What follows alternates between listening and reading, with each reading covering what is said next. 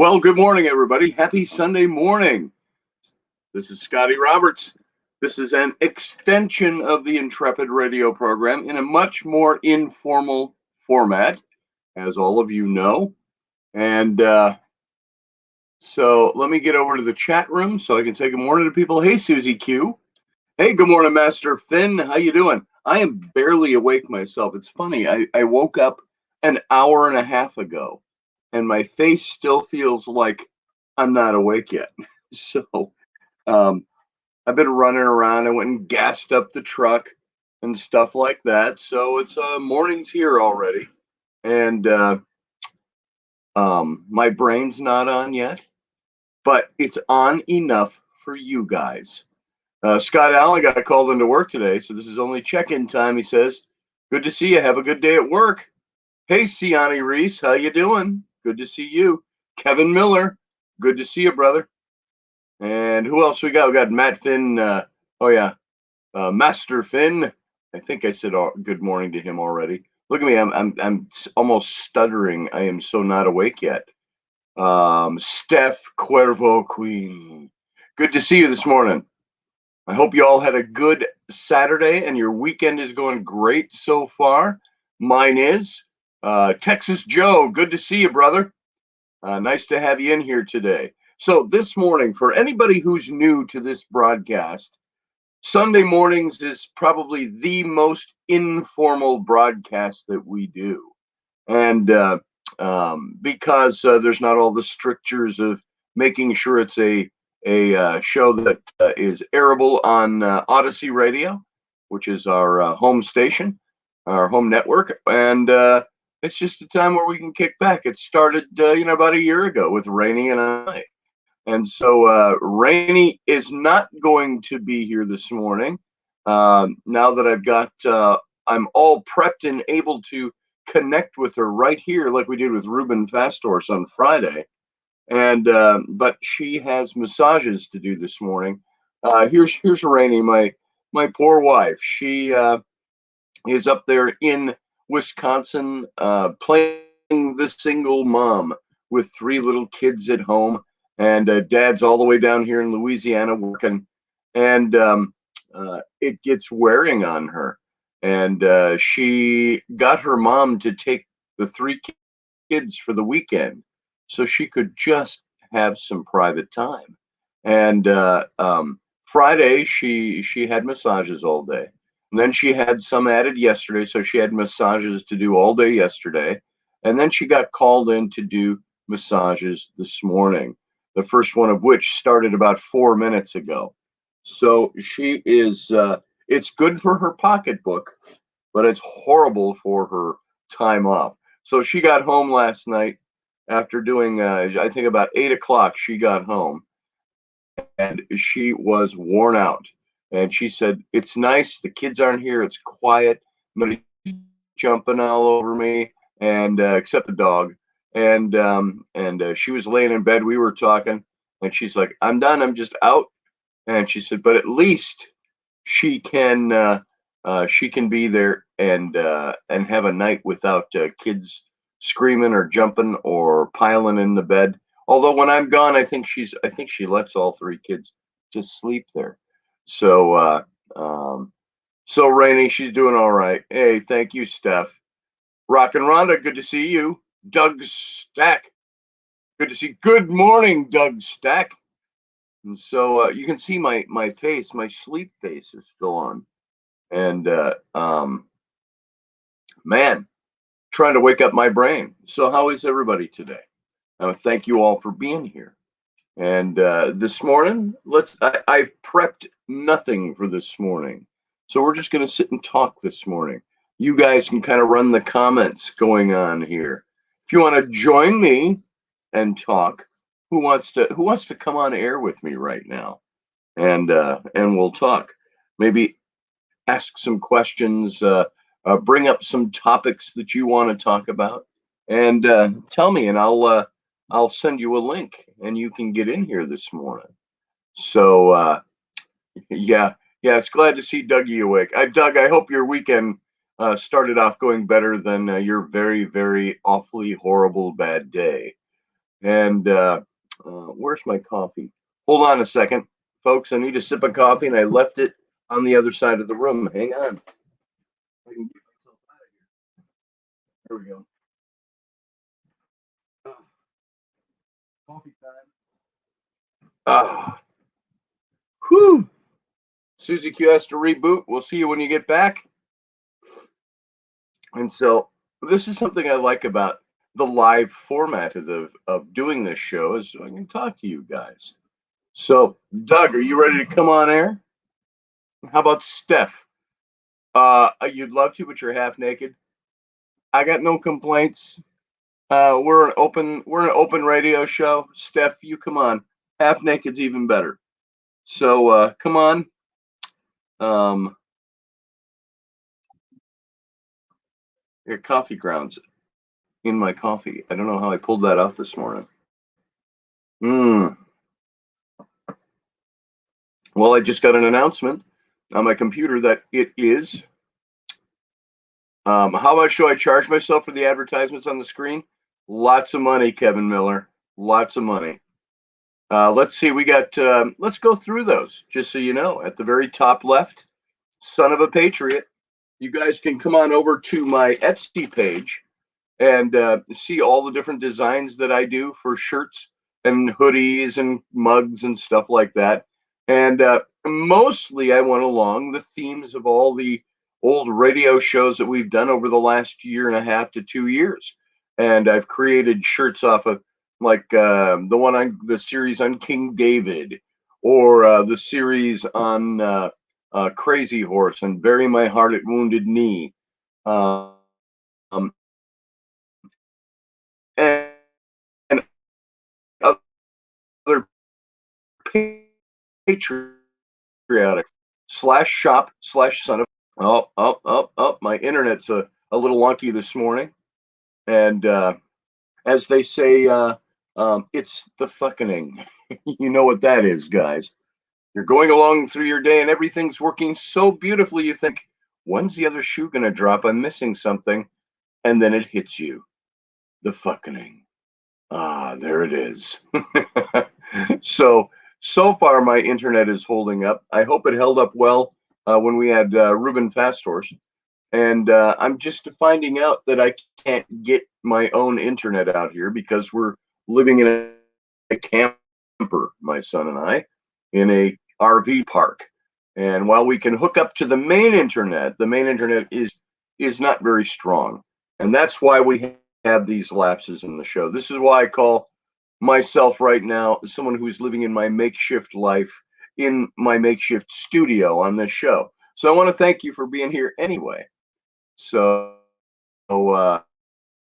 see, my mind is just last night. I will confide something in you all.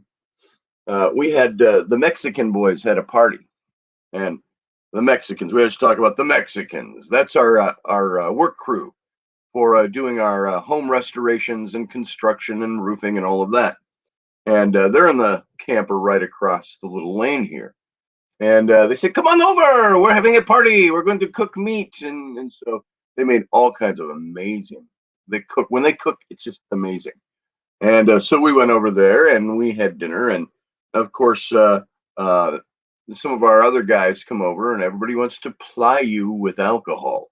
And it's ply me to do what? I don't know. So I had a couple of shots. Man, the peer pressure was strong. I wasn't feeling like having a shot, but I did anyway because everybody else was. I caved to peer pressure. And how custom can pasties get?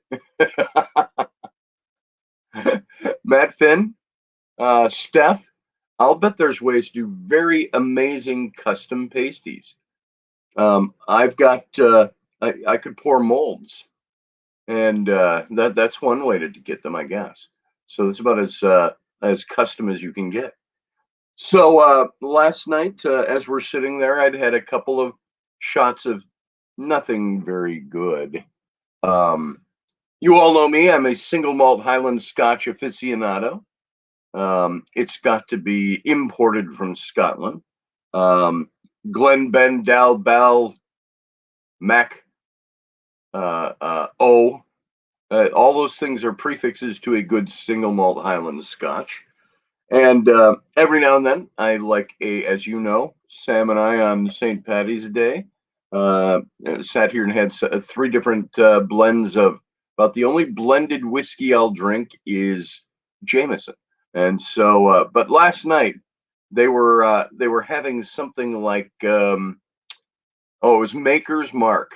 And I'm like, well, it's cheap whiskey, and so we had a couple of shots of that, and I had a beer, and then they were telling me, they said, "You want to go to sleep really well tonight?" And they said, "We've got everything for your pain," and they held up this little pen, and apparently it was.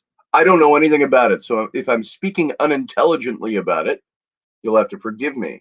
But it sounded like they were telling me it was straight.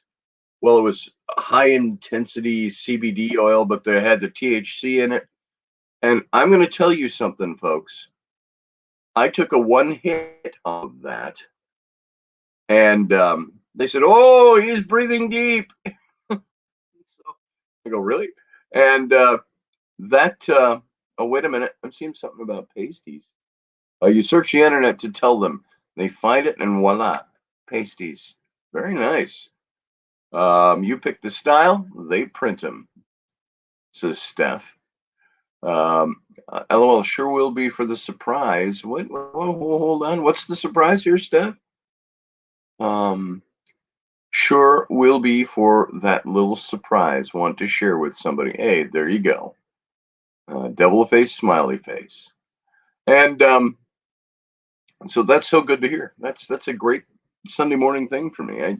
You know, and I'll admit another thing. I've been down here for pushing 2 months. We've been away and at home, so it's it's lonely here. We'll just leave it there. So last night I take a big puff on this pen, and I'm telling you, within about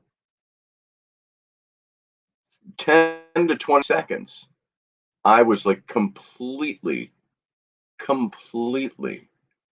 baked, and I could tell because I was talking funny, and I feel in my head like my speech is all discombobulated when I get that way, and it lasted for a good. Well, somewhere in there they had me take they passed it around, and I took a second hit, but I'm telling you what, my whole body felt floaty, and Steph says she's got stuff like that. That's great. Yeah, I mean, I would do that every night before bed, because you know me, I'm becoming an old man, and so my aches and pains rear their ugly heads. And it's like I say all the time. You've heard me say it a million times. I can do anything I used to do when I was 20. It just hurts more now, and so aches and pains, biffs, dings, all of that, and you lay down to go to bed, and I grunt and grunt. Oh, last night I laid down. No, yesterday afternoon.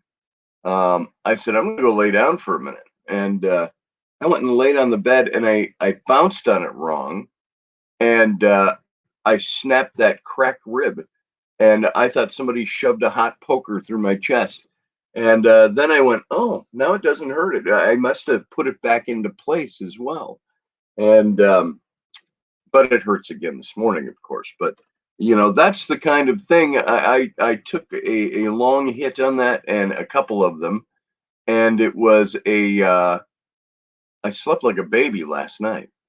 I got back here, by the way, and it was about 1:30 in the morning, and I said I haven't put up an announcement for the Sunday morning show, and so I went and said I was sitting here completely baked, trying to uh, uh, articulate putting up an announcement for today's show, and then throwing it up over on my Facebook account. So yeah. Oh, can you have a hangover the next day? I don't know that I feel like I have a hangover. I feel like I am still, um, your face doesn't want to wake up thing. And I'm not wobbly this morning. I was walking at a nice clip when I went to the gas station. My exercise from the truck to the cash register and back, my Sunday morning exercise was pretty sprightly.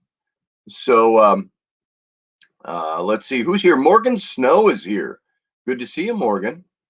Matt says, I believe Wisconsin is a medical state. Might be something to look into. I should. If they aren't, Minnesota, I'm not sure if Minnesota is or not. Minnesota, next to California, New York, is probably one of the most liberal states in the country. I can't imagine them just a few miles across the border not having some of those supplies or having voted that in. I thought I knew all about that once, and now I don't. Scott Lowry has a concentrate and a DMT pen. This was nice. It was kind of thick. It had a computer readout on it, digital and all of this stuff, and it was pretty cool. And so you push the little button and you take your hit. And I don't know if it was medical grade or what it was, but I got to tell you what, I felt no pain last night, which was pretty good. Hey, Robert V, good to see you. Welcome to the show. And oh, True Divine is here. Where's my yeoman? Jennifer, good to see you here this morning. There you are, popping in while I'm sending much love, Captain and all here. Thank you, my dear. And so welcome again to everybody who's coming in.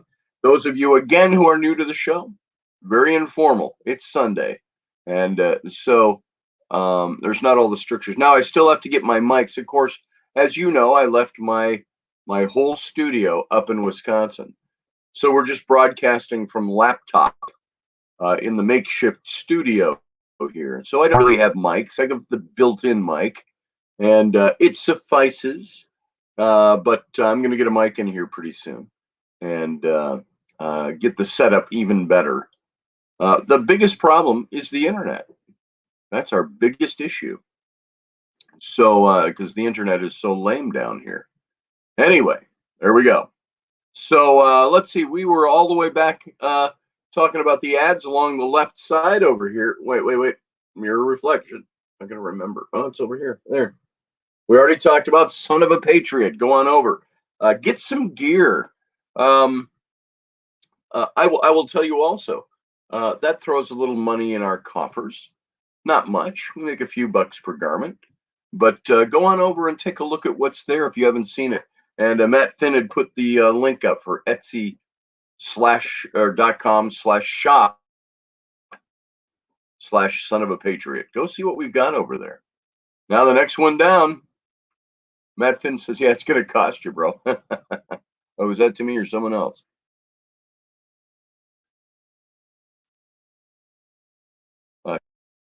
Captain Oman, coffee, please. Oh, thank you. I'm drinking Death Reach coffee or something like that.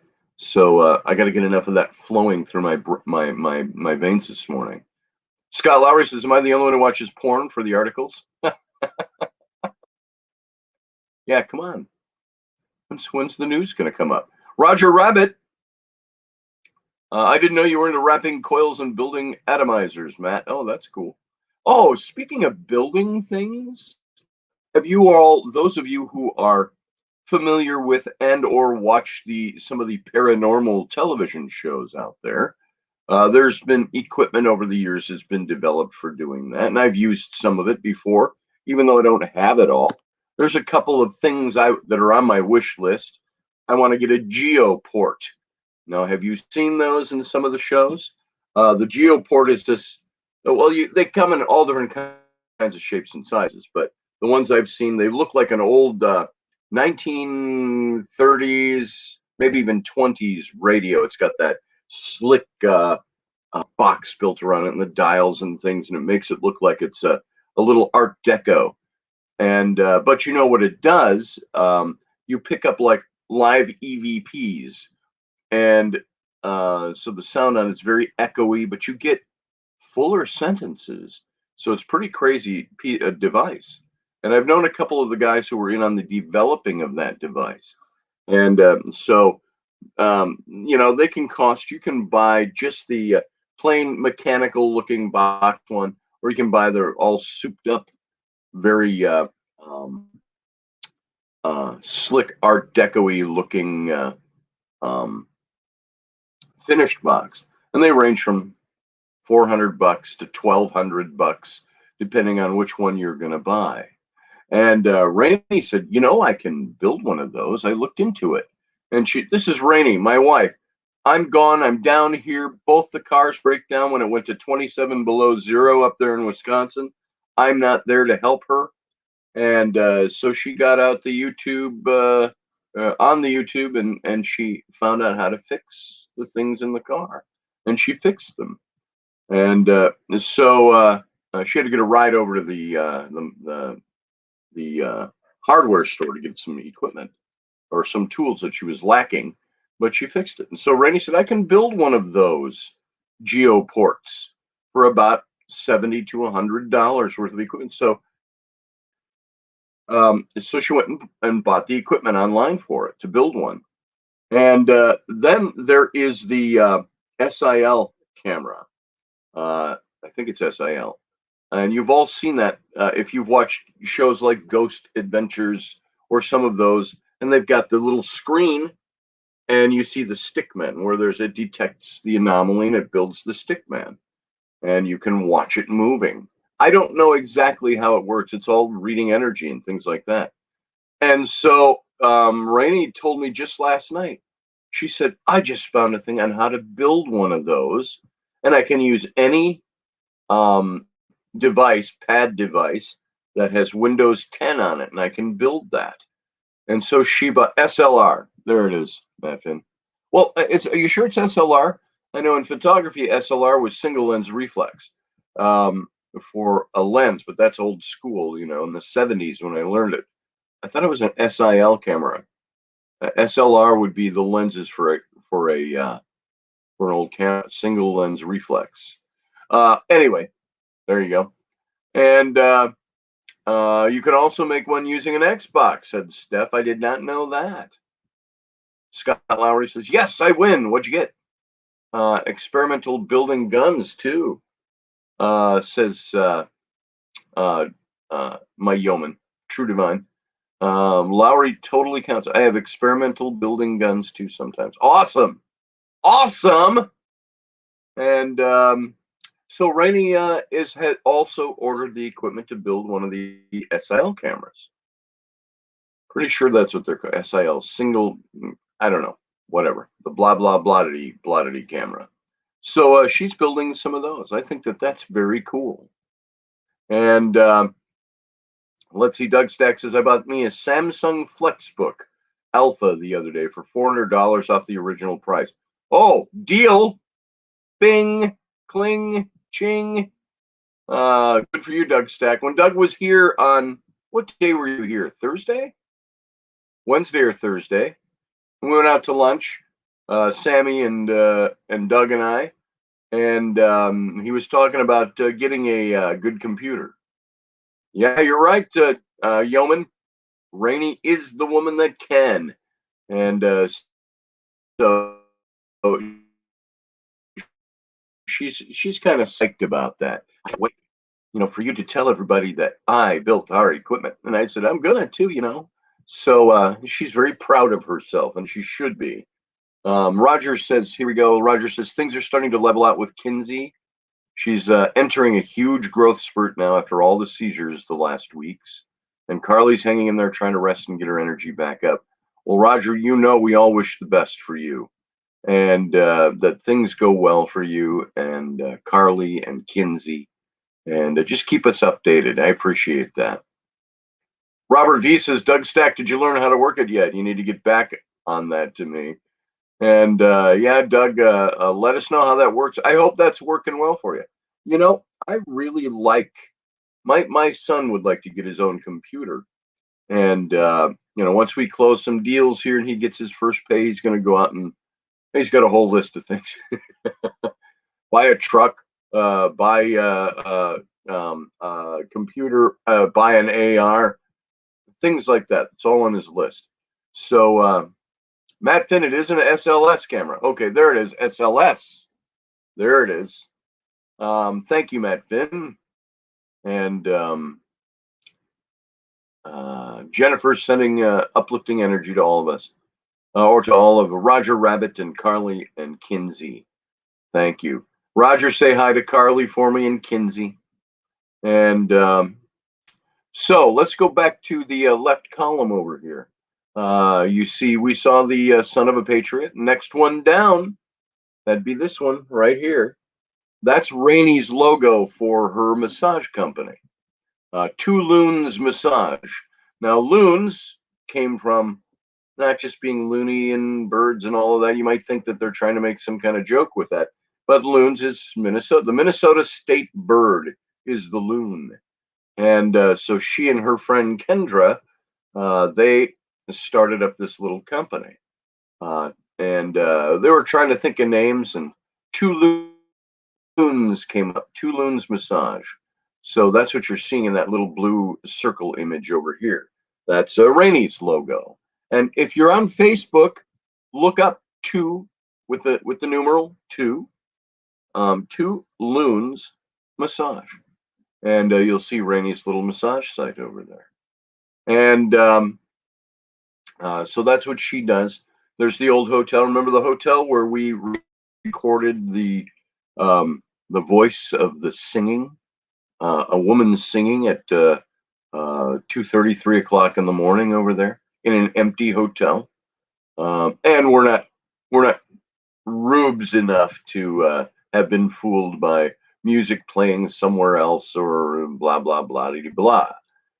So you all remember that. That was back in November, and that's the hotel that Rainey works in. She said that she got to go down in the old basement there. It was built in 1890, and they expanded, of course. They've got new sections of the hotel that are just a few years old. But they still have the 1890s section of the hotel. And so you ever want a place to get away for a weekend or just an overnight? Rainey took me there on my birthday back in November. We had one of the 1890s rooms, and it's two rooms, and the bathroom is in the middle with the hallway. And so there's a big room in the back that's got a balcony overlooking the St. Croix River, which divides Minnesota from Wisconsin. And so we had the big room, and in that big room, there's one of the modern amenities, and there's a hot tub in the corner. Hot tub! It was hot tub! And much nakedness and hot tubbing on my birthday. And you'd all love it. You should all come over. And so it's done up really nice in there. And then the big upholster bed. There's the big 7-foot tall upholster bed, and it was pretty cool. And that's not available on Etsy, Steph. I don't know who you're talking to, what it was. Steph says, oh, good thing you said the woman singing. It was like you recorded that at a hotel. Yeah. And Steph, if you haven't seen it, I could maybe find the link. Maybe not. I think it's off of my website. My website had gone down, and I put it all back up, but some of the side folders I did not reauthorize, so it's in one of the side folders. But Captain, you and Rainey need to visit here in the UK. We need to do a awesome tour of the UK. I'll even hire a hot tub for my garden. Outstanding. I'd like to do that. I'd like to take you up on that. We've thought about that many, many times. And taking a trip like that and doing some castle hopping. Maybe have a couple of friends come along with us that do this stuff with us, and do some filming and things like that. So we'll have to see. Captain, thank you for that offer. We'll let you know so you have time to get the hot tub in. The hot tub! And, by the way, that's an old Eddie Murphy bit, if you wonder where that hot tub thing came from. So, Doug Stack says, I'm so lazy, my hair is out of control. Doug, aren't you Aren't you bald? Oh, less than an eighth of an inch. But it's crazy long. You know, it gets over an eighth of an inch and it's just unruly. I can't do a thing with it. You know what? I'm losing so much hair. And it's gradual, of course. It's been happening over the years. But I've got so much hair gone on the top of my head that I was outside last night. My head got cold. It got cold here last night. It's cold here now. It was 46 degrees this morning, even though there's not a cloud in the sky and the sun's shining. I think there's the potential for, yeah, the rich young ruler came one day to ask about the narrow way, but his hair was too long and he couldn't be saved. No, he couldn't be saved. Oh, glory. If your hair is too long, there's sin in your heart. Get it cut today and make a new start and make a new start. Oh, glory. That's for you, Doug. Hippie. And let's see. No one enjoys a cold head. Yeoman, you speak truth. Oh my goodness. Oh, so many places to take that. And it's I have to be kind of good because it's Sunday morning. So let's see. If you're worried about losing more, I hear Keeps works pretty well for that. I've heard that, Matt Finn. And I might do that. What is this though about you see these guys with these receding things in the ads? Are their ads deceptive deliberately? And then the next shot they got a full head of hair. 6 months later, and it's like so does it regrow? Does it reawaken the follicles that have lost hair, or does it just help you keep what you got? So I thought about doing that, and if it would grow back out my real color, which is sandy brown, that would be awfully nice. But of course, as I've said before, I've colored my hair, and I just look like an old guy coloring his hair. So I don't do it. I can throw a little bit in every now and then, like hide that gray a little bit, mask the gray, but leave what you want. It's like, who wants gray hair? So how much do you leave? And then of course all my facial hair, dyeing facial hair is ridiculously difficult. And so if I do anything with my facial hair, it turns out either doesn't do much at all, or it turns out like black. It's like I look like I'm Sorrow, and I'm from Mexico. Hello, I'm your Latin lover. Because of my black facial hair, it's really dark brown, but so there you go. Scott Lowry sticking with his spray can hair. I remember when those ads came out. It's like, seriously, is there any dumbass that would actually do that? Sorry, Scott Lowry, if that's what you really use.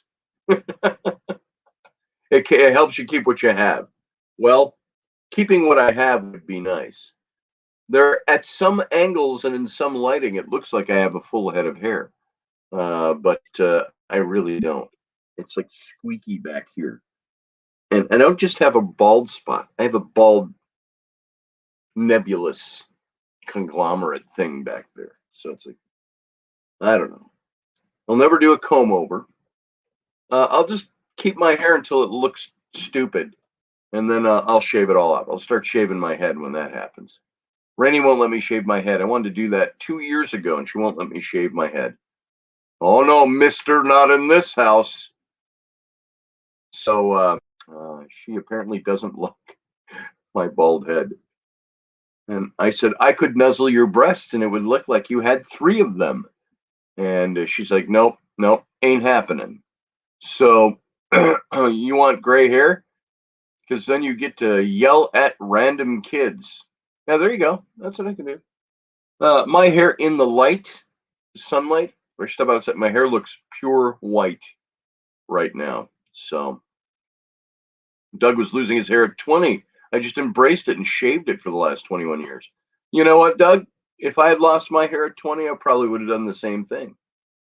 I had a guy when I was pushing 40 that was cutting my hair on a regular basis. Big hoity-toity salon in Minneapolis, and he said, "Oh, Scotty, you will never lose your hair. It's very thick, and it's on blah blah blah." And sure enough, I lost my hair, losing it. So maybe it's related to other things, related to having 3 kids at age 60. I don't know what it is. So Carly's father went gray at 20 and has rocked the silver fox look since. Oh, that's kind of cool. See, I was losing my hair. Oh, there was Doug. Good morning, Sean Bowden. How you doing, brother? Good to see you here. Glad you came in this morning. And so, hey, let's get back over to this. That's Raini's massage company. So if you get a chance, here, go over to, Master Finn, if you could type it in for me. The numeral 2. Well, 2 Loons, Loons, massage. And go over to Facebook and look up 2 Loons Massage. I think they also bought a domain for that, but I'm supposed to be building the website, but it's kind of quieted on that front. So they're building up their business down there. And of course, it was up and down, roller coaster, come and go because of COVID and restrictions in Minnesota and all of that. But that's what that is. So that's the second one down. 2 Loons Massage. That's Raini's. And now you can't really, if you don't live locally, that doesn't do much for you. You know, that would be like the local gas station in our town advertising nationwide. They have no need to. So there you go. 2 Loons Massage. Thank you, Master Finn. There it is. You can go take a look. I don't even know what's up there anymore. I almost have to go take a look myself. So let's see. It says show. There it is. Oh, you know what? I forgot I can do that. Boom. There it is. You can go to 2 Loons Massage. That was kind of a nice, fun feature during our interview with Ruben on Friday, being able to throw up people's posts. So people who are not here, or people who are not in the chat room listening, or people that see it in archive can see some of people's responses to things. So there you go. Aye, aye, sir, he says. Aye, aye, sir. So 2 Loons Massage. Then the next one down here is Hell's Head Coffee. You can also find that on Facebook. It's just spelled like it sounds. It almost looks like I did. But you can. This is my friend's company. Remember, I told you the other day we were talking about entrepreneurs and how they do what they do and how they get successful. You can here, Matt, if you could go look that up too, if you got a second. Hell's Head Coffee. They've got a Facebook page that I put together for them. There's even a website for it, but it's not complete yet.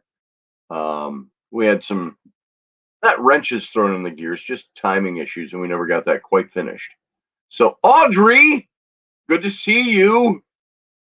And so that's what that logo is down there. That's Hell's Head Coffee. That's my buddy who owned.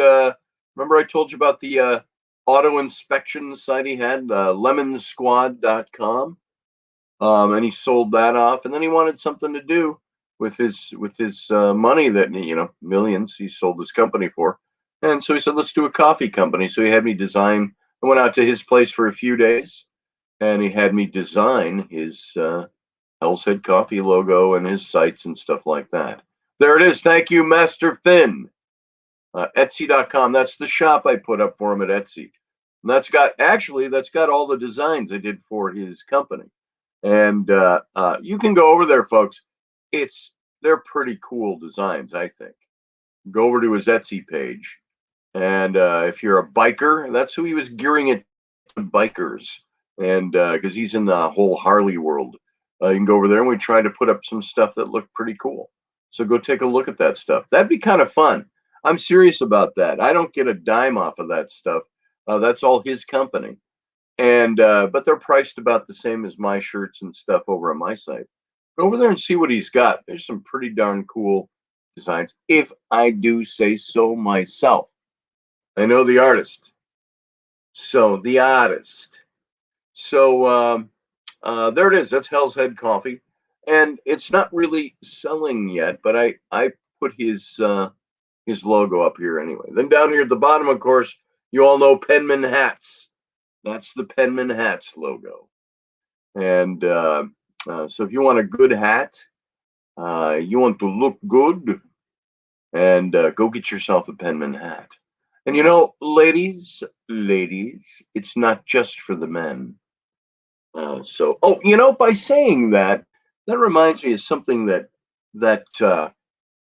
was a hot topic over the last couple of days, at least for me. Something I got, and I don't do this as often as I used to, but I got a little stuck in a discussion, we'll call it, going back and forth on social media. And a few of the people were people that I've known over the years from the Renaissance Festival and so on. And the post was by my friend at the Renaissance Festival. I'm going to share some of this with you because I want to know what you think about this. Let's see if it even hooks up to. Nope, here. I'm going to go find it. My friend Jacques, and we were never close friends. We just knew each other at the festival, and so let's see here. I'm going to find his post. See if it's even public anymore. Let's see. It was just yesterday or the day before. Let's see if it's even up there. No, I don't see it. I hope I didn't take it down. Oh, here it is. The post says this. All right, everybody, listen to this. We should be thankful that women want equality and not revenge. All right? That was the initial post.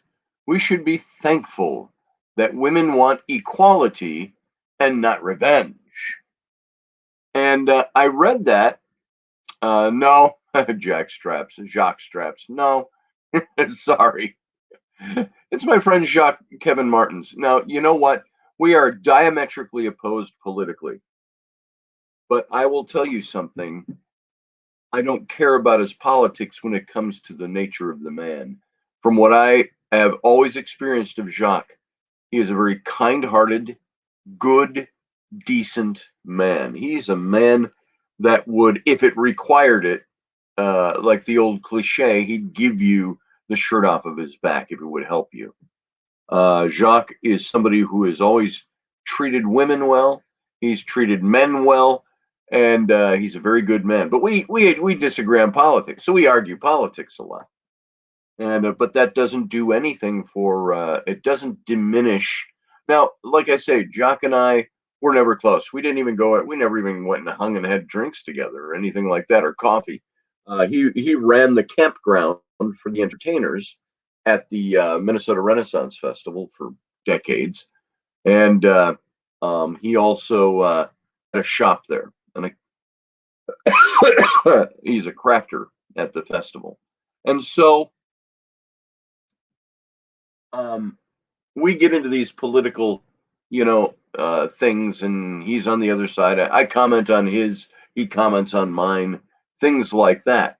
But this one came up, and he put, "We should be thankful that women want equality and not revenge." And so I said something right away, and then I see women will go truth, you know. Uh, um, Guys will come in and say things like, "There's a guy I know. The reason white hetero males resist giving others equal control is they fear they will be treated as badly as they treated them." What a bunch of B as in B, S as in S. Bullshit was my response when I saw that. And I read what he said and I said, "Are you kidding me?" Are you that dumb? And I know this guy really well. He's somebody that always thinks he knows everything politically, and he has to put you in your place. He doesn't can't just debate you or have a discussion. He's got to put you. He's got to. It's like I told somebody else yesterday. You're not educating. You're schooling. There's a big difference. And so, Sean, your blood sugar was 26. Holy crap! I feel like the garbage. My blood sugar was 26. Man, when I've been as low as maybe 40. I've never gone down to 26 that I know of. I get that low, I get dizzy and shaky and got to go take a nap, even once I get it back up. Yeah, Sean, you got to take care of that shit. So, field guy, if you think you're having symptoms, it might be good to be tested. Just go get your blood sugar tested, and then and they'll test your A1C. So, I fear mine is going up, but I don't know. I'm in a weird place here. So, anyway, back to my friend Jacques Martin's post. So when I saw this other guy I know, the reason white hetero males resist giving others equal control is they fear they'll be treated as badly as they treated them. And then what a bunch of bullshit. I don't fear, and I don't resist giving. Hey, Sam, I don't resist giving other people control. He's admitting right there that white hetero males must be the ones in control if they're the ones doling it out. They won't give. They resist giving power to anybody else. Why? Because we have all the power. They resist it because they fear they're going to be treated as badly as they've treated others. What a load of crap. First of all, that's my first response to that. That's a load of crap. That's bullshit. And I'd debate him on that. But most of this stuff, by the way, this talk about women want to take revenge on men, that's all. That's not political science. That's all opinions. That's all feely goodisms for their issue, and nobody. I'm finding that nobody can offer up a disagreement to that in a place like that, a forum or a talk, without getting just blasted. You know what it means? If you disagree with them, that equates to shut the fuck up from them. So this thread goes on. I saw my old friend's what he just said there. And again, remember, the main post was, we should be thankful that women want equality and not revenge. And so I said, revenge on whom exactly? Never mistreated a woman? I've never mistreated a woman, although I've yelled at some women who yelled at me first. I was raised by a single mom of 3 kids and taught respect. And that's all by which I have ever treated the opposite sex. And I've been around for 6 decades already. Of course, there's also common sense and decency that must be applied. That was my response. I wasn't personalizing it. I was giving a personal example. I was raised this way. And so clearly, you're not actually interested in learning anything, only imparting your own ideas on a women's experiences. I'm out. And said, well, I didn't see that post was about women's experiences. And so I wasn't denying anybody anything. Somebody came in and said, let's see. Oh, there's so many. There's 68 responses to that post I made.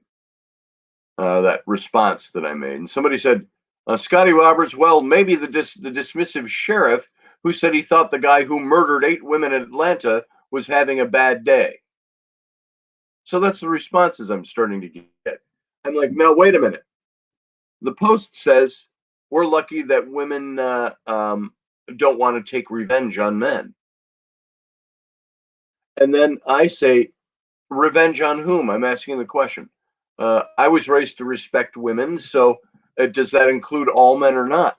And now this guy, he's a guy liberal, leftist, progressive in his own view, says maybe the dismissive sheriff who said he thought the guy who murdered 8 women in Atlanta was having a bad day. And I'm like, what does murdering women have to do with that? I'm asking you a question. Who do you want revenge on? Okay, you want revenge on.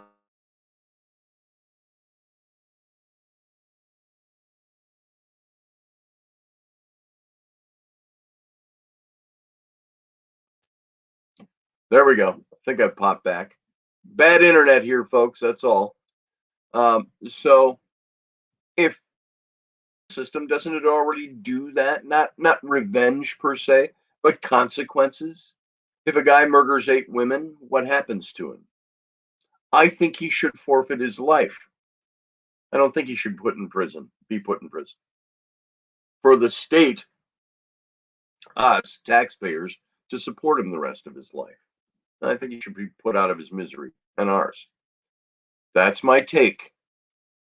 If you're going to take, there are some questionable things about capital punishment for me in certain cases.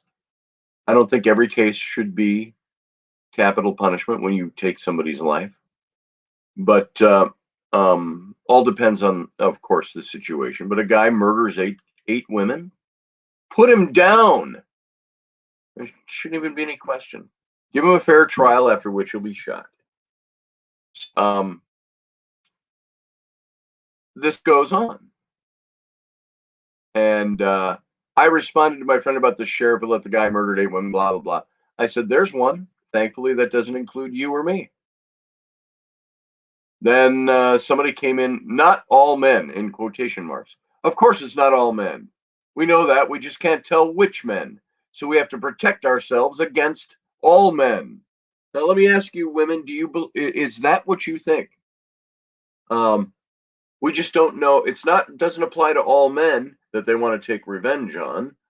Only to some men, but they don't know which men those are, so they have to protect themselves against all men. Now, I think my response was something like, I said, of course. Oh wait, that's response to somebody else. I think my response to that would be, I'm always careful. I'm always cautious. I'm cautious of everybody.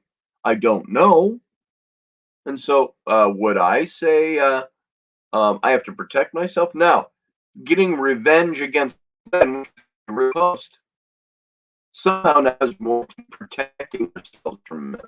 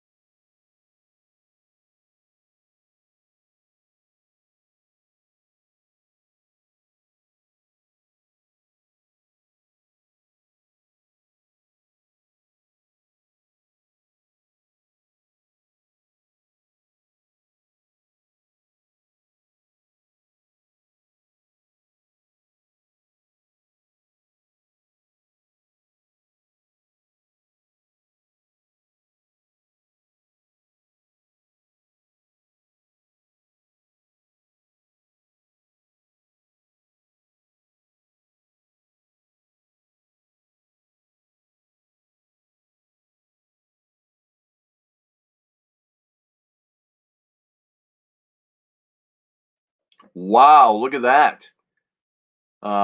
Even with 4 bars, I just got booted off my internet. So you have to put up with that with this show for now.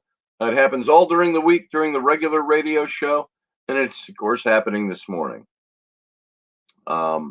So I want to see what some of your comments say.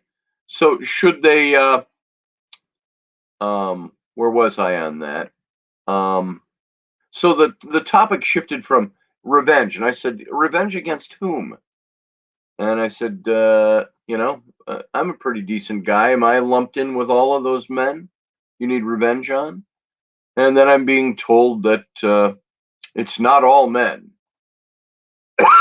We know that. We just can't tell which men, so we have to protect ourselves against all men. Okay, protecting yourself from all men is different than wreaking revenge on them. So, Sarah, somebody else said to me, when was the last time you've confronted a man for locker room talk or disrespecting a woman in front of you? If you've not done any of these things, you're still part of the problem, no matter how ice you are to your, or how nice you are to your mom.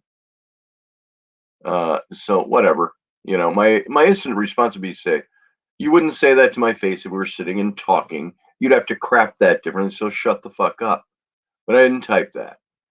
And I said, of course I've confronted guys that have disrespected women, but usually in front of them. If they're doing it privately, let them bluster all they want. There are times I know there men and women, they get away. It's all depends on what you're calling disrespect. Two, I've heard men do locker room talk. I've also been around groups of women that have their version of locker room talk. So if you want to call that disrespectful, then everybody should shut the fuck up. Okay? So this is the way this conversation is going. And so I said, of course I have. I said, I've confronted guys when they get out of line. The last time, however, is difficult to triangulate. She asked, when was the last time I did that? It's difficult to triangulate. So my friends don't disrespect women in general. Most of my friends love women, my guy friends. Is it disrespectful for guys to sit and talk around about, hey, that so-and-so, man, whoo, love to take her for a ride. I mean, that's what guys do. Women do that on their own in their own ways. Is that disrespectful? Maybe to some people. Um, do those women who say that's disrespectful of men to talk about women like that, have they ever thought those things themselves or talked about those things themselves? Steph said, if I bashed men for doing that, I'd be a hypocrite. Well, there you go. She said, I'd have to admit, I've been with my friends and we've had raunchy women talk about guys. So what's the difference? There isn't a difference. We do it. That's who we are. That's what we all are about. Do we do that in public? Do we confront women and talk that way? I think the guys that do ought to be punched in the mouth. And you don't talk that way in public. I used to have a buddy of mine back when I was a single man. He said, you're going to die a nice guy. He said, they're going to put a tombstone over your head and it's going to say, he died a nice guy. Because we were talking about picking up chicks. Oh, is that disrespectful to say that way? Pretty soon there's going to be thought police and word police saying you can't say that because it's disrespectful. Somebody's going to be offended by you saying that, so you better not say that. We used to pick up chicks, and I can honestly say I've never been one of those guys to just pick up a chick by definition of the old term. I couldn't just go into a bar and hang out and buy a woman a drink and expect that I'm going to get head in return or something. That's not the way I ever was. That doesn't mean I didn't try at times to say, hey, I would love to take that woman who is dressed, showing her cleavage all the way down to her belly button and her boobs hanging out, but she'll slap you if you look at them. But she dressed that way. It was for herself. I just dress this way for myself. It makes me feel good. Makes me feel good. I've got good breasts, and I want to be able to wear them out like that. And guys go, I want to wear them out too, but in a different way. But so I'll dress this way. But damn you, if you look at them, or comment on them, or ask to touch them, you're the cad. There's something vile about you. So yes, Susie, I am. And or Doug, if you're talking to Doug. So here's the thing about all of that is when I went out to a bar and I saw a woman that I found attractive, and I'm like, man, I'd love to shag that woman. Because what? I was a guy with natural. We all do that. Don't women sometimes go to bars and want to be picked up or pick up themselves or meet people? No, I just go to a bar. I dress like this so I can go meet people. I just like to have good conversations. And yeah, okay. So, um, and I'm not blaming a woman. A woman can dress any way she wants within the standards that are allowed. I don't give a rat's ass. But uh, if they say, I'm just dressed this way for myself, that's a lie. That's a lie from the beginning. They're dressed to attract, whether it's a man or a woman or just attention. They're dressed to attract. I want to be attractive. And, you know, I don't know what the equivalent of that is, but I don't go out with my shirt wide open to my navel anymore because I don't look pretty half naked. And of course, that's not the style either. Back in the 70s, when I was a teenager, yeah, it was the style back then. Man, you had your shirt, you had your flower shirt, and it was all, you had to have the big lapels on the shirt, and it was awesome, unbuttoned all the way down to your navel. It's like what you could get away with at school.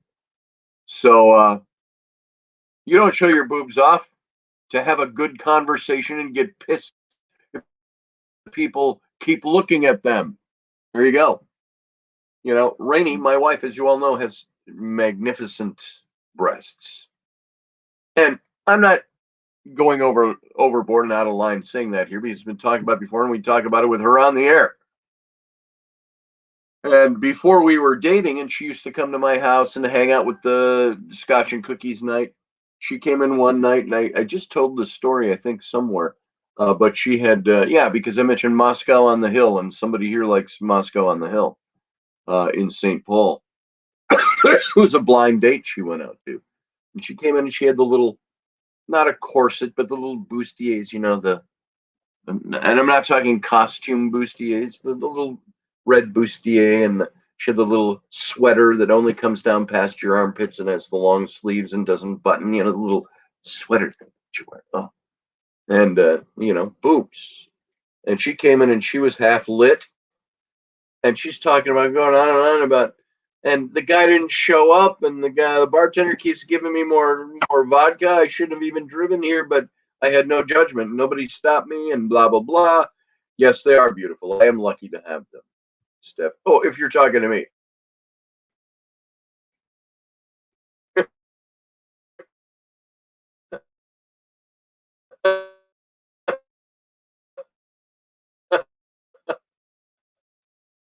There we go. Internet, in and out, in and out. And we're looking at each other, my buddy and I, and Brainy's between us, and she's talking like this animated. She rack with great cleavage, and we keep, holy crap. I I don't want her to go home tonight. She gets to stay. You better stay here. You can't drive. But I would never have done anything. But guys were attracted to that. So when Rainey dressed that way, did she dress that way to not attract the blind date that she hoped was going to show up? No, you dress to attract. So anyway, that's a totally different topic. I'm getting off topic. Let me get back on this thread over there. Somebody said, oh, somebody said something about protecting themselves. We don't know. We just don't know which men are a problem. So we have to protect ourselves from all of them. And I said, that's why I conceal carry. Boom. I like to be protected too. So let's go on here. Where did I find that? I said, that's why I conceal carry. And the one woman comes back and says, I do also. That doesn't tell me which men are okay and which are not. And somebody likes it. You go get him, girl. For dismantling all his arguments. I'm not really arguing with anybody. Now I'm responding to people. I said to her, I said, bad guys and women come in all shapes and sizes. It's good to be prepared both mentally and second amendmentally. I was just making up a word there, of course. It's good to be prepared. I said, I agree with you. And I said, do you confront? I asked her in response to her previous question, do you confront women for their version of locker room talk? Just curious, because we all know it swings both ways. That was my question to her. And she said, yep. I can see it. Yep. There are awful. And are you frightened by women in general? She said. Are enough women abusive, violent, angry to justify men in general being afraid of women? Because statistically, we have real reasons to not trust men, to be afraid of men in general. Let me ask you guys listening, are you afraid? Are you women? Do you believe you should be afraid of men in general? Think about that one for a second. There are reports of women killing men for declining a date. Um, there are the reverse, she said. There are not millions of women online harassing and threatening to rape and murder men. There are men doing this to women. It isn't about you. It isn't about your reactions, your response, your behavior. And you really know this. You just want to distract from the problem. So that's what I was told. By responding in one sentence, I made it a personal thing. I said, if you're taking revenge on men in general, and you're afraid of men in general, am I not a man? If you prick me, do I not bleed? I wanted to say. I'm saying, look, you're telling me I'm just trying to distract from the attention of your point. And I'm saying, no, I'm not. The point is, you're saying all men should be feared and you should take revenge on them. And I'm saying, why should you take revenge on me? Why do you lump me in with all men? If I'm a man, am I not a part of all men? And so I say, that's why I personalized it. So I was raised by a woman who taught me better than that. It's the friends I have. We don't disrespect women. We don't do that. And so now she's telling me, you really know this. You just want to distract from the problem. Well, I hadn't heard a problem stated. The only problem I had heard stated thus far was that women want to take revenge on men. And I said, which men? Why? Why do you want to do that? Why are you lumping, they didn't lump me in. I'm saying you are lumping me in with all these men that need to have revenge taken and protected against because you said all men. So,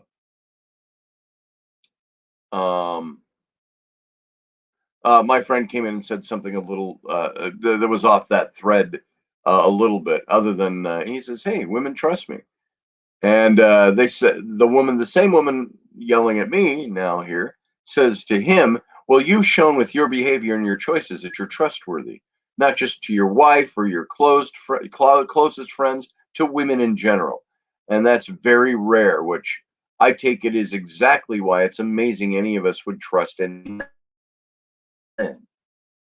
So is it rare that a man is respectful to women? Is that a rarity?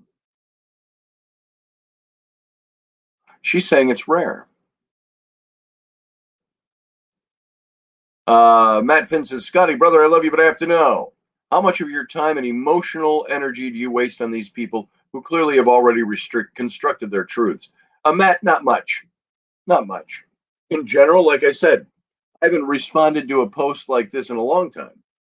And so there was a little back and forth. It went on for a couple of days, but did I spend 2 days chatting? Cumulative amount of time, maybe 8 minutes. If you were to put chat after chat and response after response, 8 minutes of time, maybe. I don't think I waste a lot of time on this stuff. But when I do, I talk about it here.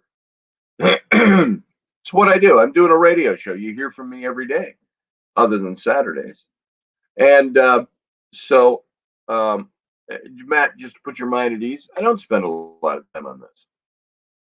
And But when I do, it's for the purpose of talking about things. And that's why I even talk with them. And so this woman told me, you really know that already. And I said, wait, what do I really know? I asked. When did you crawl inside my head and figure out how I think? Was the point of my question.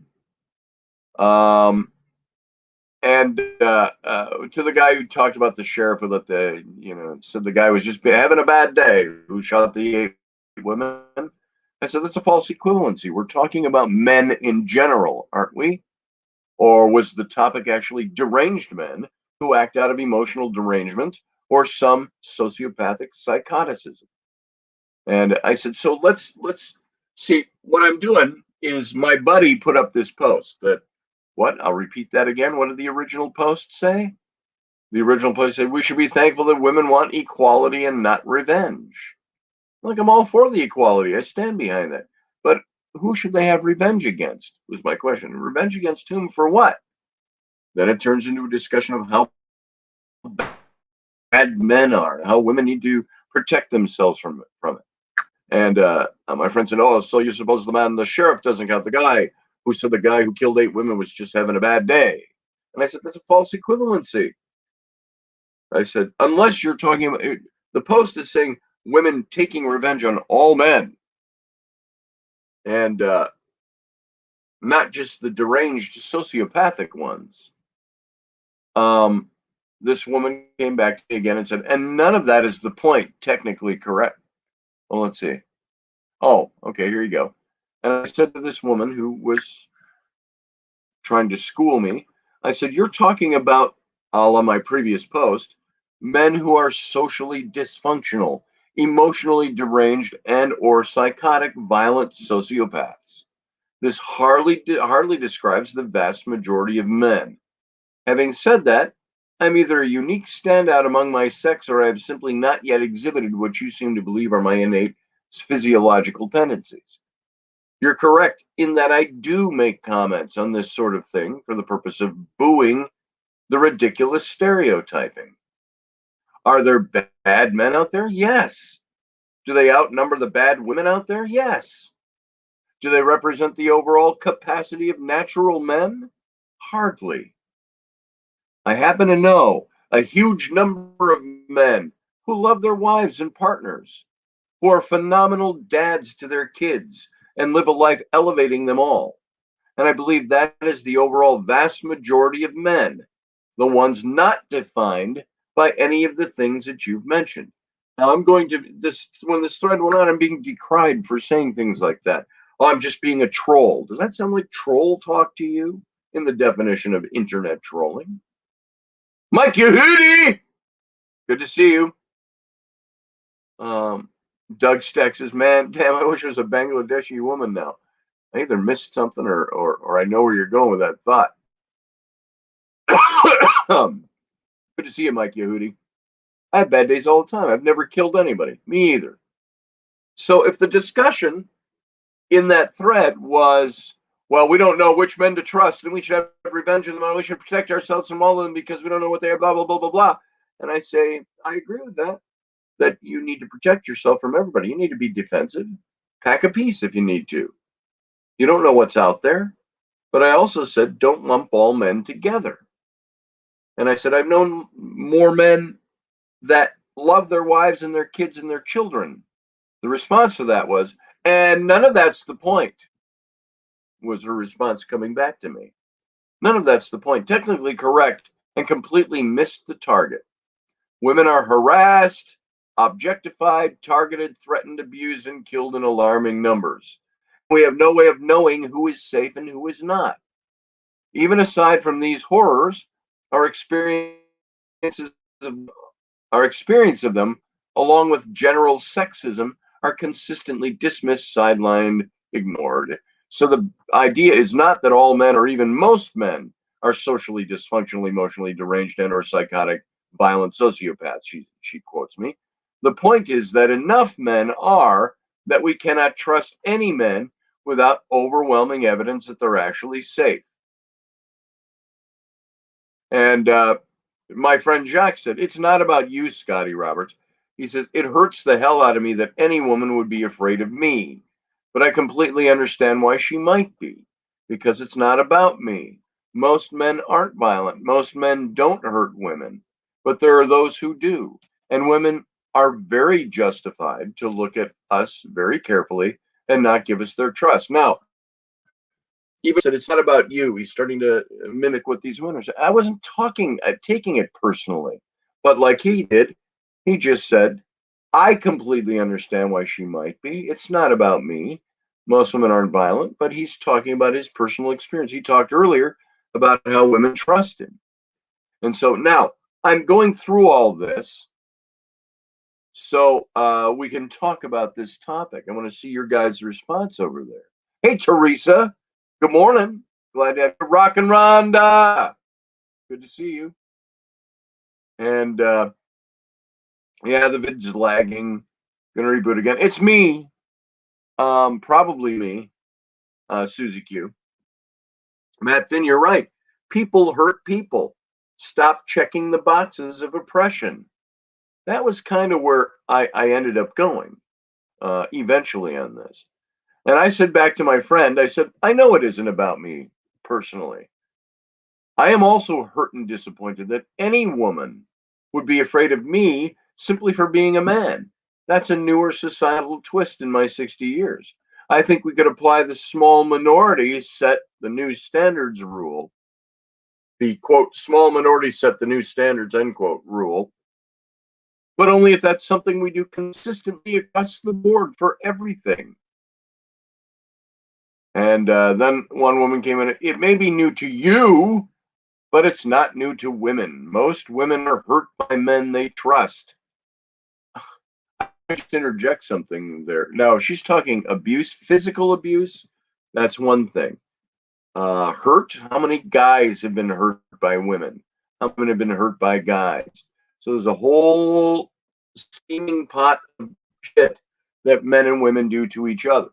Abuse is a different question, a totally different issue. So that's violence. That's a problem. Most women are hurt by men they trust. I've been raped both times by men I thought I could trust. As a child, I was sexually molested, once by a teacher, another by a neighbor. So just because you've been oblivious, now she's calling me oblivious. I didn't say I didn't know about any of this stuff. I was talking about how the politicizing of it is a newer thing. I didn't say I was oblivious, but she said, just because you've been oblivious and apparently still are and claim to be a good guy, that does precisely jack to help women. And of course, 5 women all like this, 5 of their cronies. And I went on to say, I would correct you on one point. I'm anything but oblivious. If anything, I'm quite aware. And Jody, sorry, the one of the women comes back and says, well, you're doing a shitty job of showing it. So I'm doing a shitty job of showing I'm not oblivious and that I'm aware and that I know about these things. So Doug Stack says, my ex-wife abused me. I never touched her, but she hit me and threw things at me constantly. I wanted to put that up there, but then I just get another, well, it's not about you. Why do you just keep making it about you? Derailing and hijacking our thread. So this is the conversation that's going on. I had an ex-wife who was abusive that way too. Guys don't like to admit that, but my ex-wife, she hit me, slapped me, kicked me, punched me, hit me stereotypically with a frying pan, not because I was threatening her, but because she didn't like what I was saying. And now she threw a stack of books on the top of my head once too, slammed them in her hand, all that kind of stuff. So I was not beaten and abused and mewling in the corner. I would look at her when she'd do stuff like that, and I'd say, if you were a man, I would have taken you out just now. Don't ever do that to me again. Oh, you're being abusive to me by talking to me that way. Yeah, I mean, you all know the nature of those kinds of stupid things that go on. so, I've been there too. I didn't bring that up in this thread. Um, and somebody said you're doing a shitty job of not of showing that you're. I said I'm not. I'm anything but oblivious. I'm quite aware. And well, you're doing a shitty job of showing it. And I said, thank you for that appraisal of the 5 minutes you've known me, in text nonetheless. And then she goes like, just telling you how I see it from a survivor's perspective. Try seeing from here, a survivor's perspective. And now, didn't she just personalize everything there? She talked about all her personal abuses, personal rapes, personal sexual abuses and things. Now, what I'm finding, it's okay for them to use that in their argument or to attack me for deigning to say render an opinion at all, and yet it's wrong for me to talk about things personally. I said, my response to her, she said, try seeing it from a survivor's perspective once in a while. And I'm like, I too am a survivor of sexual abuse in my childhood.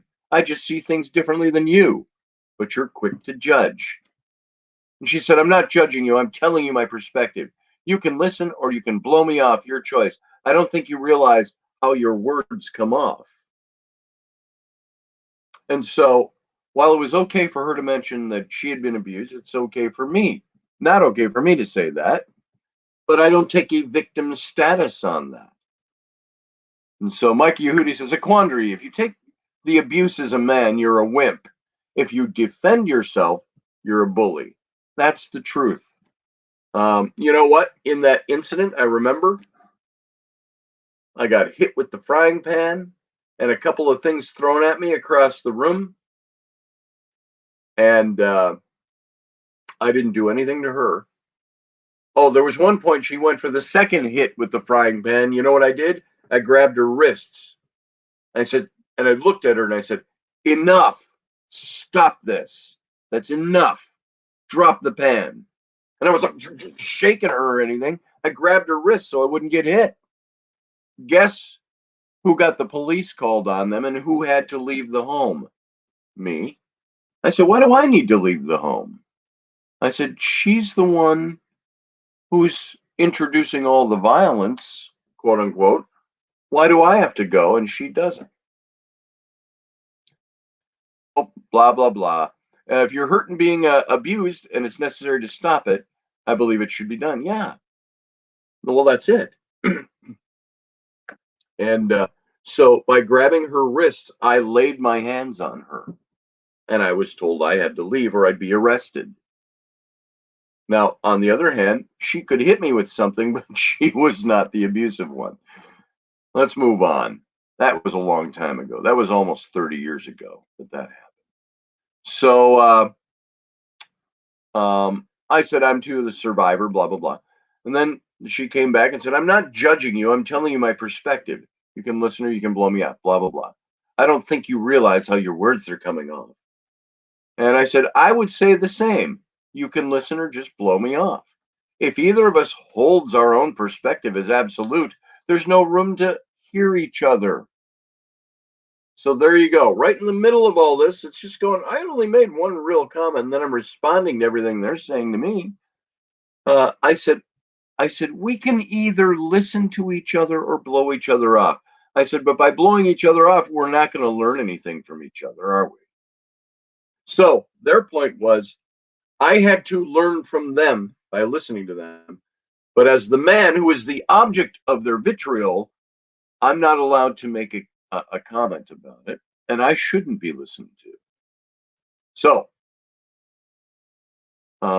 Steph says, if you are blindsided and abused by a woman that you didn't raise a hand to, you should be able to stop it. I agree. You know what? If a guy smacked me upside the head and wanted to start fighting with me, I'd fight back. But there's no honor in hitting a woman. I will do everything I can. I've only been in a couple of rare situations where I've been in those situations where I had to defend myself against a woman. I've never punched a woman.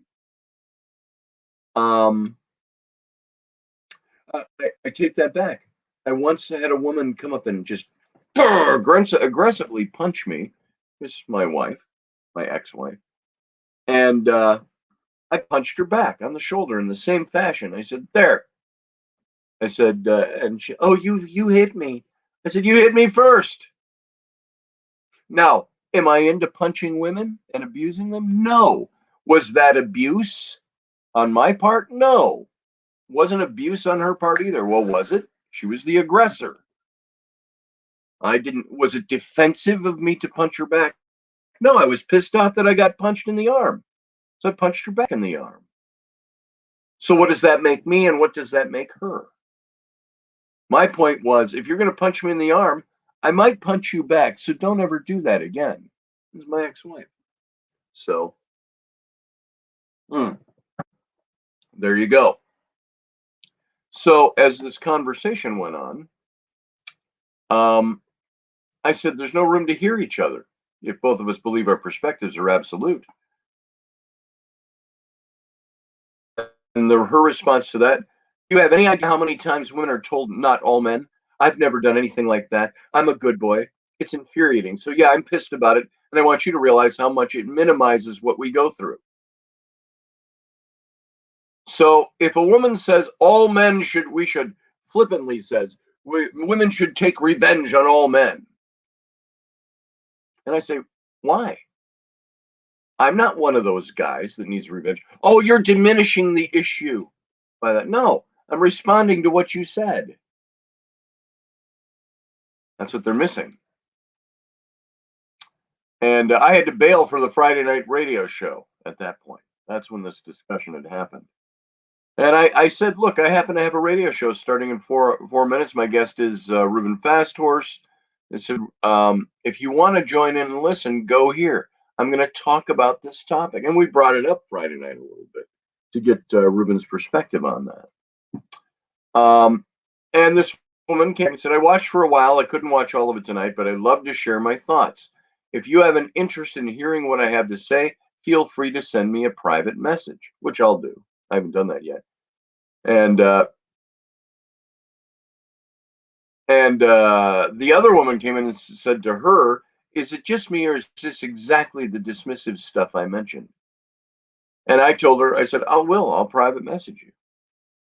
And I responded to her and I said, no, it isn't this dismissive stuff. And she said, oh, good. I'm really glad you cleared that up for me.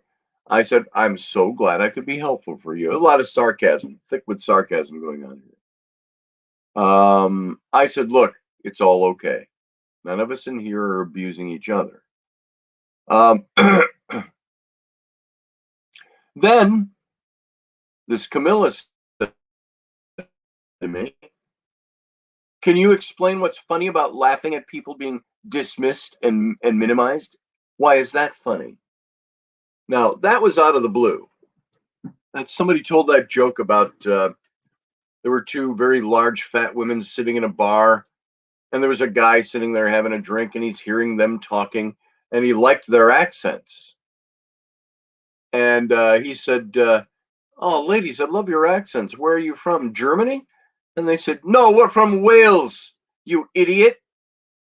No, Wales, you idiot. Now I can't remember how the joke goes. I'm messing it up. But he came back and he says, oh, I'm sorry. Where are you Wales from? That's the punchline. I'm sorry, I screwed up the joke. You've heard the joke. And my friend Jacques, the same guy who put up this post about women wanting equality rather than revenge, also put that joke up. And some of these same women were jumping on him. And I got in there and I said, comedy's dead. And so, Steph, you had a doggy sheet over it. That's good. So now she's asking me, she's referring to a different post. And when I read that as a notification, I actually thought it was that thread about the comedy. And she said, can you explain what's funny about laughing at people being dismissed and minimized? Why is that funny? And I said, that's too general a question. Now, folks, take this and take it to heart. We talked about this a little bit, but here's my take on that. I said comedy has always revolved around the making fun of someone or something. It's like John Cleese once said, guy from Monty Python, said in an interview with Bill Maher. He says, it starts as a halfway decent idea, and then it goes completely wrong and is taken ad absurdum. And then Mexicans. We make jokes about Swedes and Germans and French and English and Canadians and Americans. Why can't we make jokes about Mexicans? It's because they're so feeble that they can't look after themselves. It's a very, very condescending affair. And so that was his answer to that, about making fun of people. It's half a comedy. As a direct answer, I said then, I don't laugh at people being dismissed or minimized. I laughed at comedy, which sometimes makes fun, takes jabs and pot shots, but just for the sake of comedy, not the diminishing of individuals. We've become a society that can no longer laugh at itself. Everything is offensive. Well, I say that you cannot offend anyone unless they choose to be offended. I gave my typical line that you've heard before, all of you. Because you know what? No one can offend anyone unless they choose it to be so. Water off a duck's back. If someone cannot laugh at a joke that hurls comedic insult at whatever might be the sensitive issue for them, then they need to ask themselves why comedy does that to them. Why they take it so personally when the affront was never meant to be an affront at all. It's just comedy. And so a couple of decades ago, comedians said the most off-color stuff and nobody's feelings were hurt. You know why? Because it's about intent. The intent then was to make you laugh. And the intent is still to make you laugh, but they've drilled it into our heads that you're not supposed to laugh at these things anymore. Our society has become a tireless yet wearisome brigade of social justice warriors, being comically outraged and upset and feeling bullied or offended are not the only things we enjoy. Are not only things we enjoy, they're also things we become thoroughly addicted to. When we can't purposefully get our feelings hurt by a good joke, we usually find another, albeit less satisfying, Source of indignation. I choose to believe that we're addicted to the rush of being offended, the idea of it, rather than believing we become a nation of emasculated children whose only defense against an abyss of emotional agony is a trigger warning. If we can't laugh at ourselves, then comedy is dead. And then I put the quote in from So I Married an Axe Murderer, Michael Myers. Take your huge, gigantic head and go and cry into your huge, gigantic pillow. So that was my response. And I meant that to be it. I'm so done here. Let me just lay out what I'm saying because some of these people are my old friends. And Finn, as you were a bit concerned earlier about spending my time on this, some of these people are people I know. So I talk with them about it. And then it takes a strong southward swing. You can't just express an opinion anymore. Somebody's got to take you down. Now, if you notice, nothing I've said in any of my responses to anybody was insulting them. Yeah, it has nothing to do with the politics, babe, just the agenda. That's exactly it. Hey, Johan, good to see you. Welcome. So,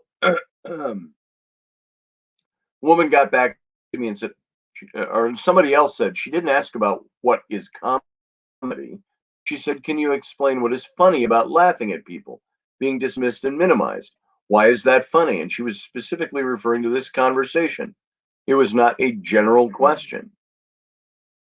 Okay, great. I read that. And I'm like, I'm not laughing at anybody. So, I'm gonna wrap up being in this. I said after that, I said, you know what happened here? I saw a notification. I thought it was from another post, and I accidentally responded to that on the comedy issue. That's what I thought it was. I said, I'm gonna delete it, but then thought I'd just let my faux pas. I don't think we suddenly became enlightened and woke in the last 30 years of human existence. We've known the wrongs in our culture for thousands of years, but only now, especially with the advent of social media as well as a society where free speech is valued, have found faster, more safe ways to express what we're thinking. And Camilla comes back to me. Humor is also used to deflect from uncomfortable subjects. If you use humor to deflect because you're uncomfortable with the subject, that's dismissive. And when the subject is the topic of dismissive behavior, then it's also deliberately hurtful. Blah, blah, blah, blah, blah. And I said, and she said, and I agree, we aren't suddenly woke. At least she gave me that. She said, people are fed up with fighting the same damn shit. They're tired of gatekeeping. And as people become more aware of the subtle aspects of patriarchy and racism, they're finding better and stronger ways to dismantle than to stop the cycle. It's not sudden. The work has been happening for decades. That's what I said. The last 30 years, decades. So now a new person comes. New person to the discussion in here. And this was interesting because I know who this person is. I knew her dad really well out at the festival. I knew her. And it's not enough to be not one of those men, she says. You have to actively listen to women and be willing to step back out of your ego and accept what others have, accept that others have caused this response.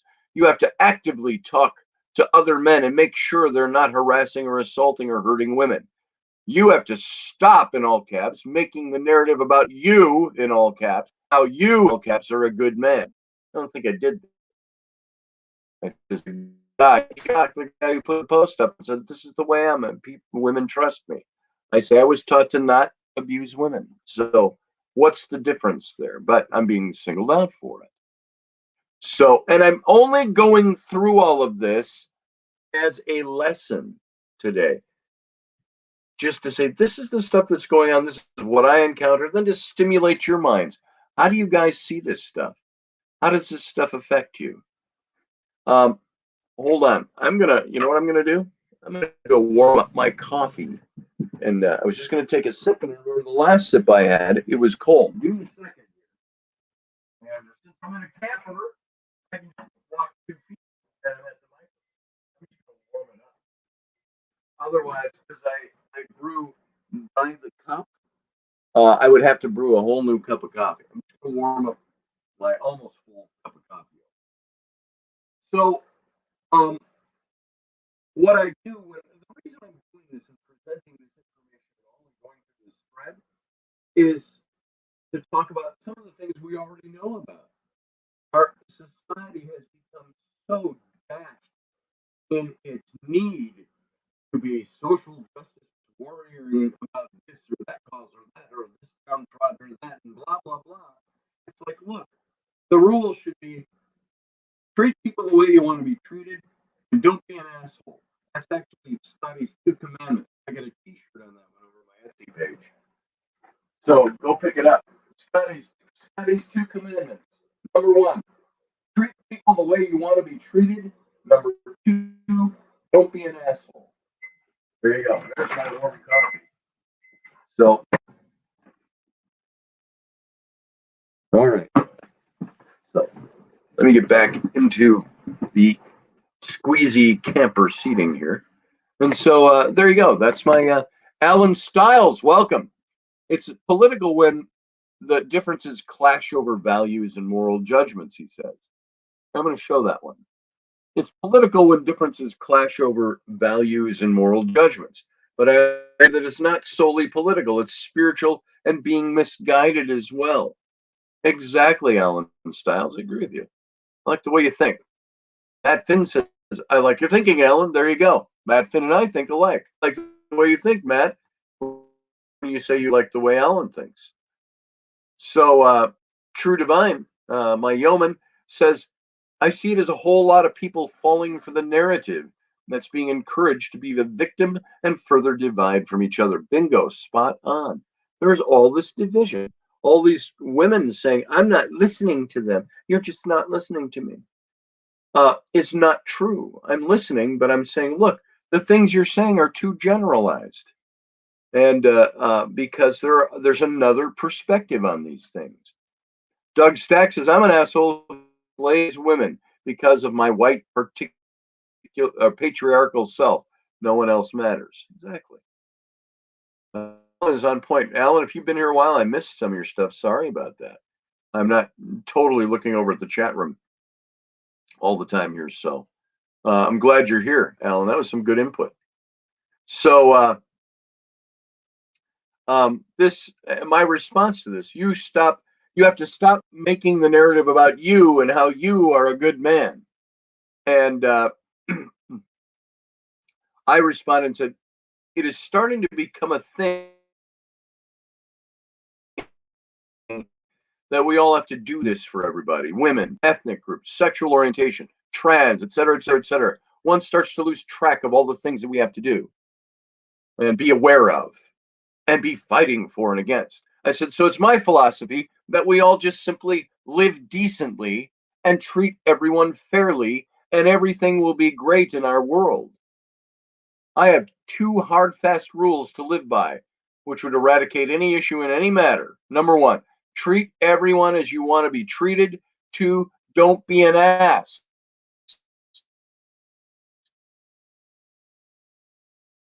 For being part of the conversation, I personalize and appropriate and own my part in it.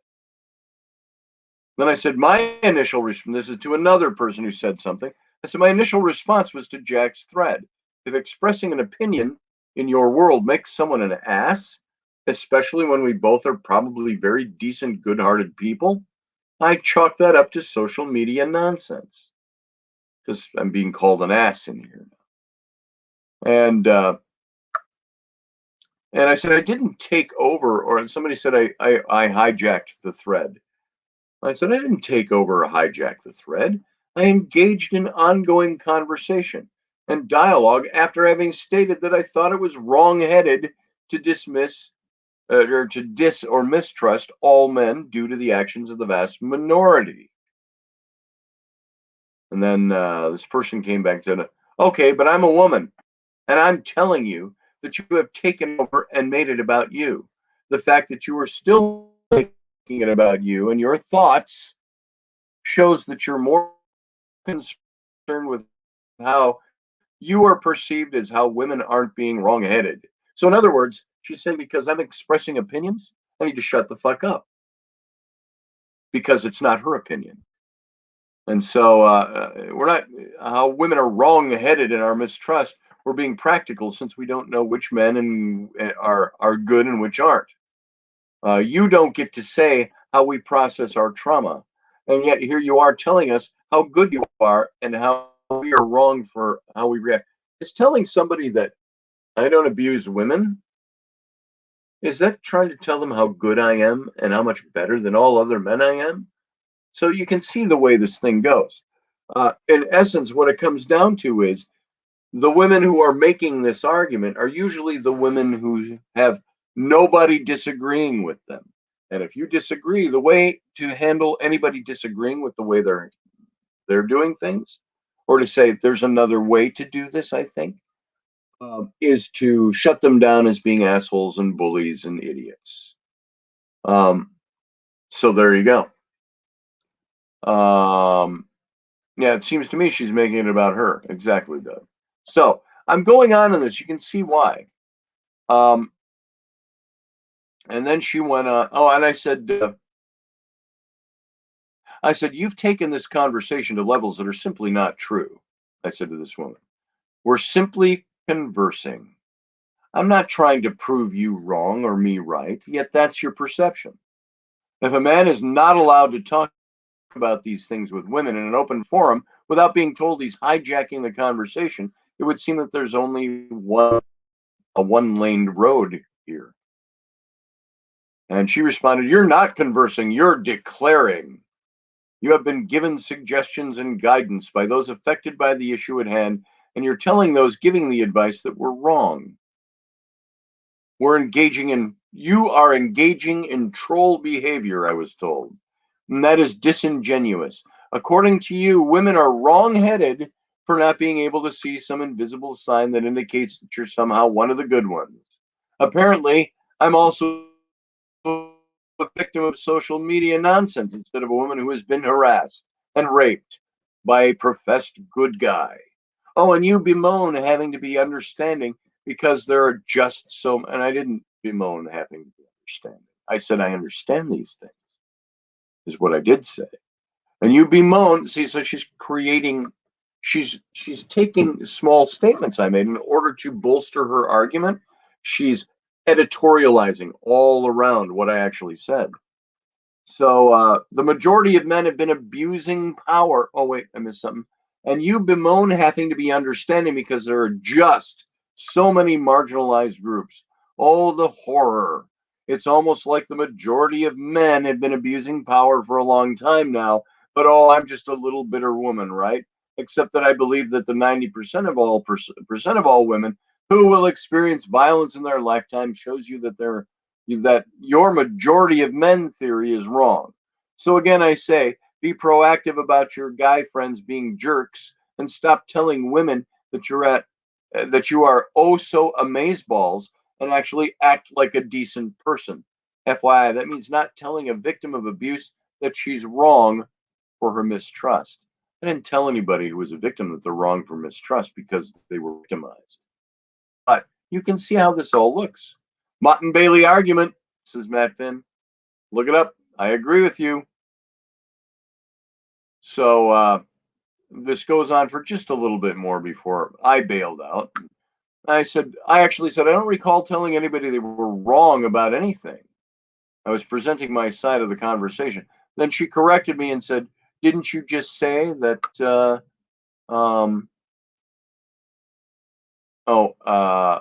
your own words that I said, that she quoted me, that I stated, I thought it was wrong-headed to admit dis or mistrust all men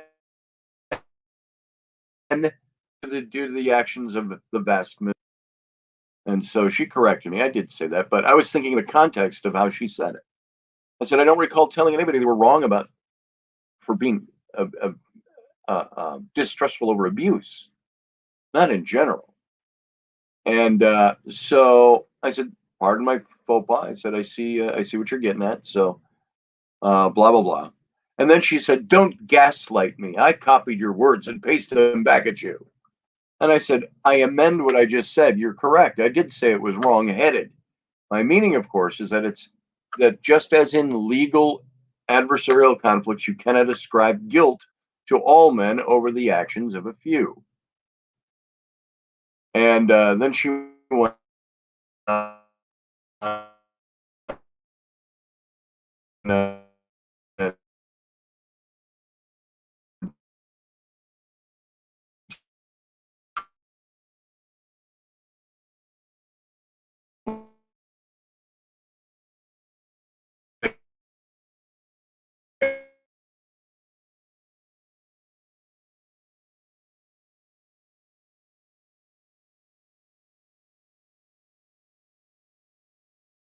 so I was being a bully. Now I'm a bully. So my only response to that was, okay, a bully. Got it. And she said, calling you out on your bad behavior doesn't make me a bad person, she said. And somebody else said, this is your opportunity to shut up and listen, Scotty Roberts, and to try to understand a little more about this issue. It's not about time to interject your feelings. It's not about you. It's a conversation, folks. We're having a conversation. I'm not making it about me. We were conversing. So I thought until it all went this direction.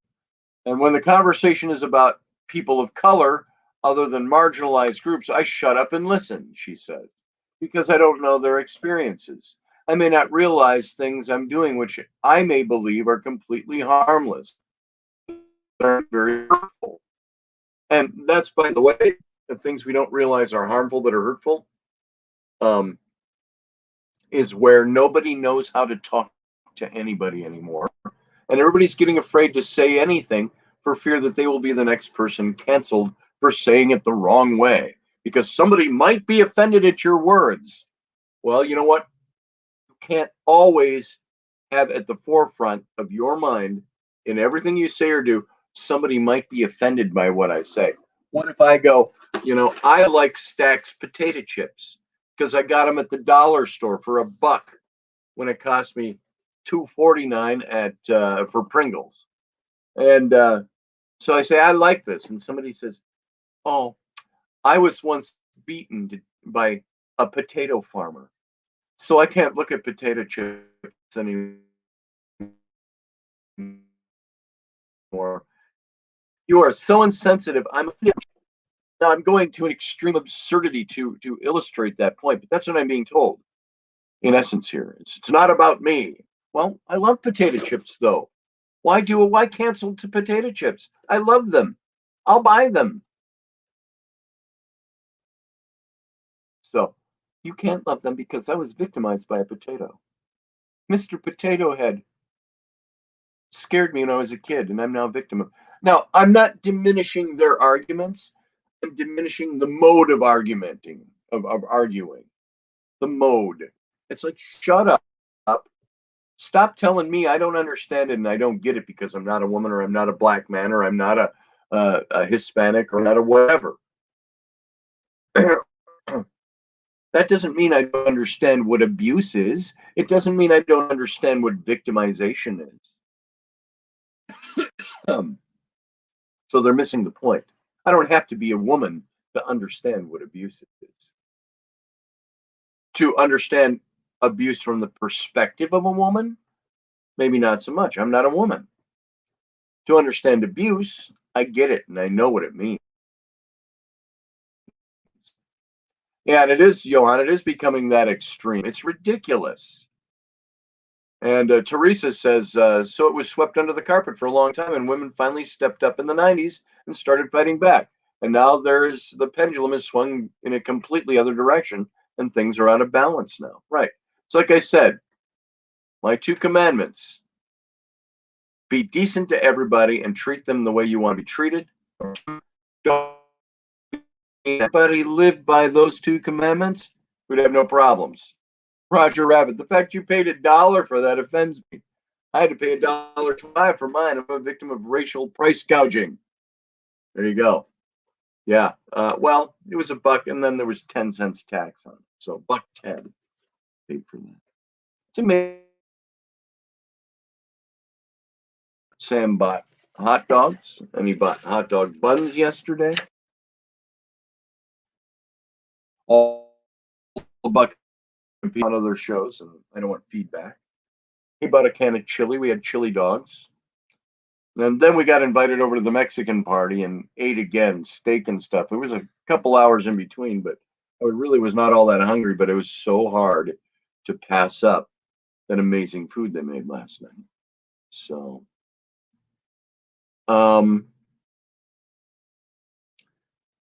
they're actually trying to cancel Mr. Potato Head, and it's all game and people fall for it. Exactly, Jennifer, exactly.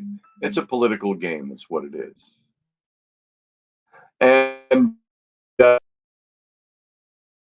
being told this is my opportunity to shut up and that you are hurting women with your words.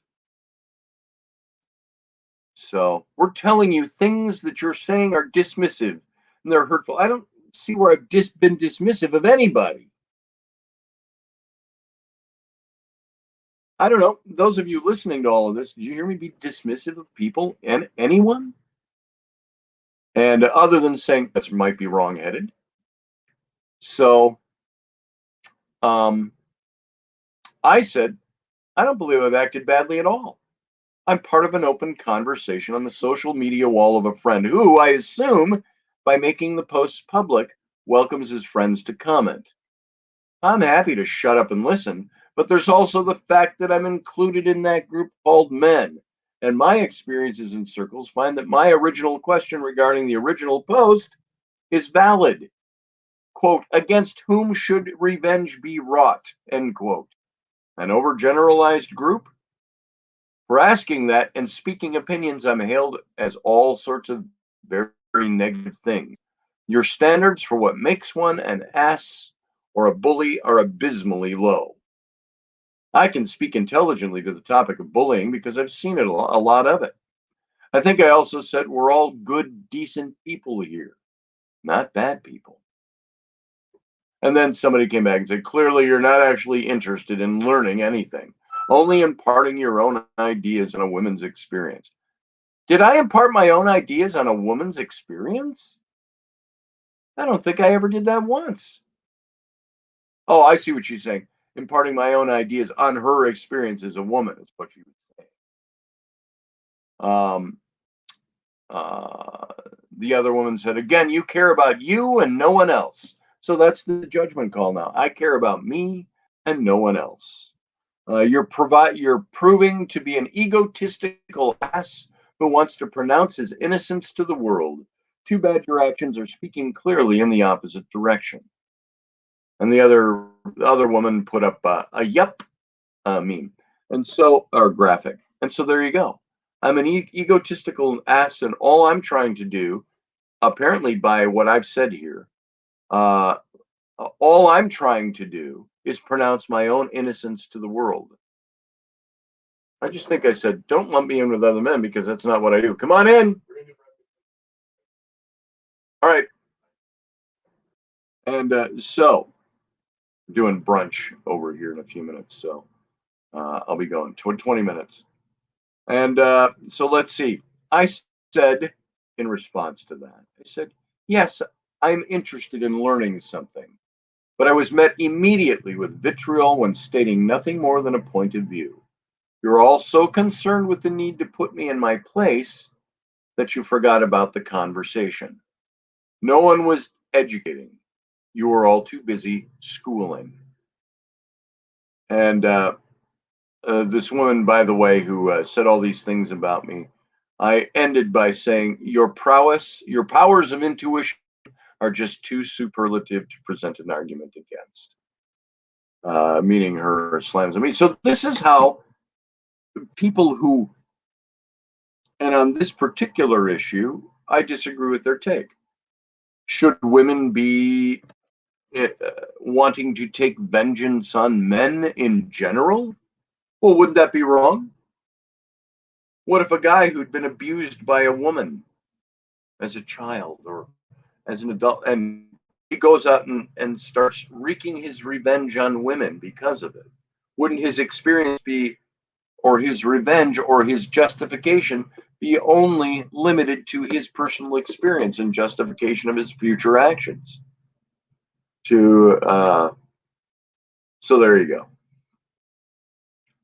My problem is that they vilified Kavanaugh, said Doug, about something that supposedly happened 37 years ago with no proof. Well, then the proof against President Biden has been swept under the rug because of the party. That you see this all the time. It's a double standard.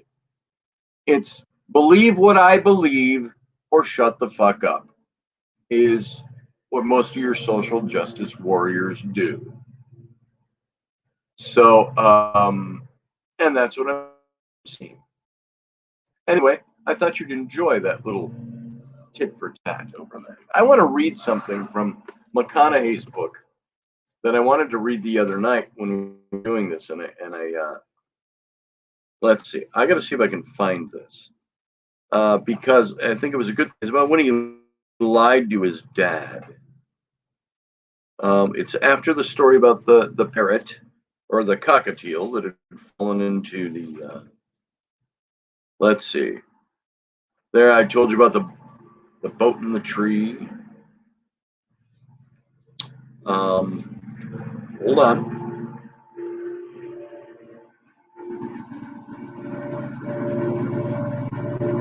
Here we go. I want to read this in. Somebody's mowing the grass right outside my window. If you hear that, there you go. And he's gotten off his riding mower and it's just sitting right below my window, just making noise. There. See, look. You'll have to adjust to the light. There's the lawnmower. There's the guy that won't mow the lawn. There, he's driven off now. Okay. So, let's get back into this. My revenge against abusive women is staying single, says Sean Bowden. Yes, you're depriving them of the Sean Bowden meat on the market. So here he's, how many passes does he have to make on a 6-foot wide piece of bread? I'm curious. Apparently 5 or 6. He's on a huge wide-based riding mower, and he's made now 5 passes back and forth on a strip of ground that's 6 feet wide before it hits the concrete. There you go. Here we go. There's bullshitters and there's liars. Difference is the liar tries to hide his bullshit, while the bullshitter lets you know he's lying. That's why I like bullshitters more than liars.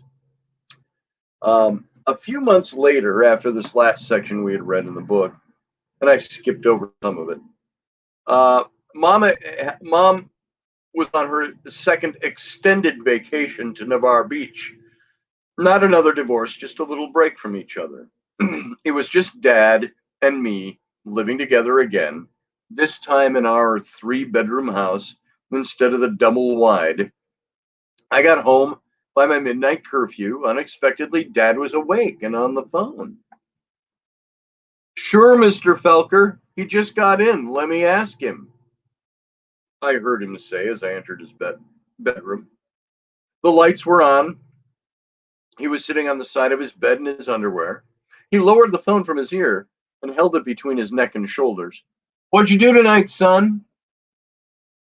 I should have known I was busted already, but instead chose to try and hustle the man who had taught me to hustle. Not much. Me and Bud Felker went to Pizza Hut. Then he dropped me off here at home," I said. "You pay for the pizza, son?" He was giving me a second chance to come clean and avoid getting punished for the one thing worse than getting caught misbehaving, getting caught misbehaving, lying about it. But rather than admitting what I had done and instinctually knew he knew what I had done, I chose to double down on my grovel. "Well, I think so, Dad. It's the car before Bud, and I'm pretty sure he was supposed to pay for it." Digging my own grave, I was too deep to climb out now. Dad took a deep breath, a delayed blink, and looked distraught for a moment. Then he lifted the phone back to his ear. "Mr. Felker, thank you, sir. I'll handle mine from here." Then he placed it back in its holster. I was now starting to sweat. Dad calmly put his hands on his knees, raised his chin to look me in the eye when I saw his molars meet. Like this. "So I'm going to ask you one more time like this, son. Did you know you were going to steal that pizza?" All I had to say was, "Yes, Dad, I did." And he would have only cussed me about not committing a crime thoroughly enough to get away with it, and lashed my ass with his leather belt a couple of times because I got caught. But no. My eyes widened, a quarter-sized spot of urine now showing on the crotch of my jeans. I stuttered, "No, sir, like I said," whop. The back of my father's right hand crashed across my face as he leapt from the bed and interrupted my pitiful plea. I hit the ground not so much from the force of his strike as from the instability of the cowardly, panic-stricken, lactic acid legs I was wobbling on. I deserved it. I earned it. I asked for it. I wanted it. I needed it. I got it. I lied to him, and it broke his heart. Stealing a pizza was no big deal to him. He'd stolen plenty of pizzas in his life, and then some. All I had to do was admit it, but I didn't. Now on my knees, crying from shock and fear, just like my brother Mike had done, but before for different reasons, I was ashamed. Unlike him at the barn, that's a different story I didn't talk about. I was a rat, a fink, a pussy, a coward. "That's not my boy, Katie, that's yours," is all I could hear in my mind. He stood over me. The waitress at the Pizza Hut recognized Bud. She looked up his number and called his house, asked his dad to have him just bring the money for the pizza by tomorrow. Bud told his dad it was all his idea to steal it and that you just went along with it. But you lied to me, son. You told me you didn't know. All he wanted me to do was stand up like a man, admit that I'd fucked up, look him in the eyes, and shake it off. But no. I cowered, made excuses, whimpered as he looked down on me, the piss stain in my jeans now spread to my leg. Getting more furious with my spinelessness, he dropped on all fours like a bear in front of me, then taunted me. Come on, I'll give you 4 to my 1. 4 of your best shots across my kisser to 1 of mine across your face. Paralyzed, numb, I didn't take the offer. The idea of striking my dad made my hands feel like paper mache. The thought of him striking me again made my brains drain. Why? Why? He raged. Unable to answer, I just stumbled to knee level, crawled to the nearest corner where I stayed until he finally stood up and shook his head at me, wondering what he'd done wrong to raise such a coward of a son. I've often regretted what I did or didn't do that night. I had my chance at my rite of passage to become his boy or a man in his eyes. But I got stage fright, pissed my pants, and failed the test. I choked. So he lied to his dad. And that was what his dad's point was all about. So, there we go. If you're wondering what that book was, if you didn't hear, Matthew McConaughey's memoirs, Green Lights. It's very well written, very well done. So, y'all kiss and make up. So, well, Matt, so what? Perhaps they are. Who cares? We're all brothers and sisters here, right here. I didn't see what Matt said. Well, your feelings are obviously more accurate than mine. So, let's see. A year of interaction, and now I'm perceived as an oppressor. Awesome, said Matt. What did I miss? I missed something. So, that's okay. So it looks like you guys had a little conversation of some kind going on. Oh, okay. I see where it was. Okay, not to relive conflict, but there's conflict, but we all get over it. We're all friends here. It's okay. Friends sometimes have conflict with each other. And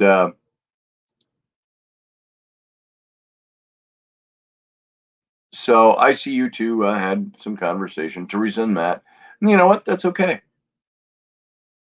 And I missed some of what you said too, Teresa. I'm not going to go back and read it. Maybe some of that was meant to be directed at me too.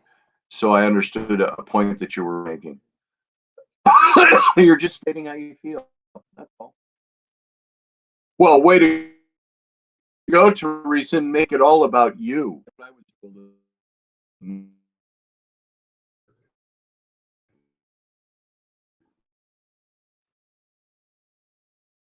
The other thread.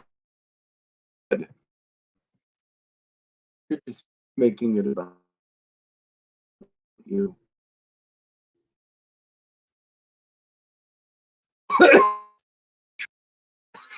See, it goes to show you do a radio show and you talk every day. Sometimes the mundane becomes something to talk about. So, a thread on the internet. So Doug Stack says, I pick you all as my family. I'm the head of the class because I'm better than all of you. There you go, Doug. Call it like you sees them. All right, folks, we're going to get out of here. I want to thank you for being here. This was fun. Monday through Friday, the Intrepid radio program right here on my YouTube channel and also over on the Odyssey Radio Network. And it's 10 p.m. Eastern, 9 p.m. Central, 8 p.m. Mountain, 7 p.m. Pacific time. Way over there where my yeoman lives, it's 3 in the morning the next day. And of course, over where people like Amanda B and others in Australia live, you're looking at like 2 tomorrow afternoon is when my show airs. My show airs the next day over there in the future. So thanks, Alan Stiles. I appreciate that. Love you all. Blessed to have you all in my life, says Doug. I'm the same way. I'm blessed to have you all in my life. So thanks for being here, everybody. I wish Raini could have been here. She is the tempering factor to my harshness and my bitterness and my assholery and my egotistical narcissism and my bullying. Rainy softens my tone. So there you go. I want to thank you all for being here. It's great to spend a couple of hours with you all, says Roger Rabbit. Thank you, Scotty. Have a great day. You too. Everybody have a great day. And on that note, live long and prosper. And we'll see you again tomorrow night. Bye, guys.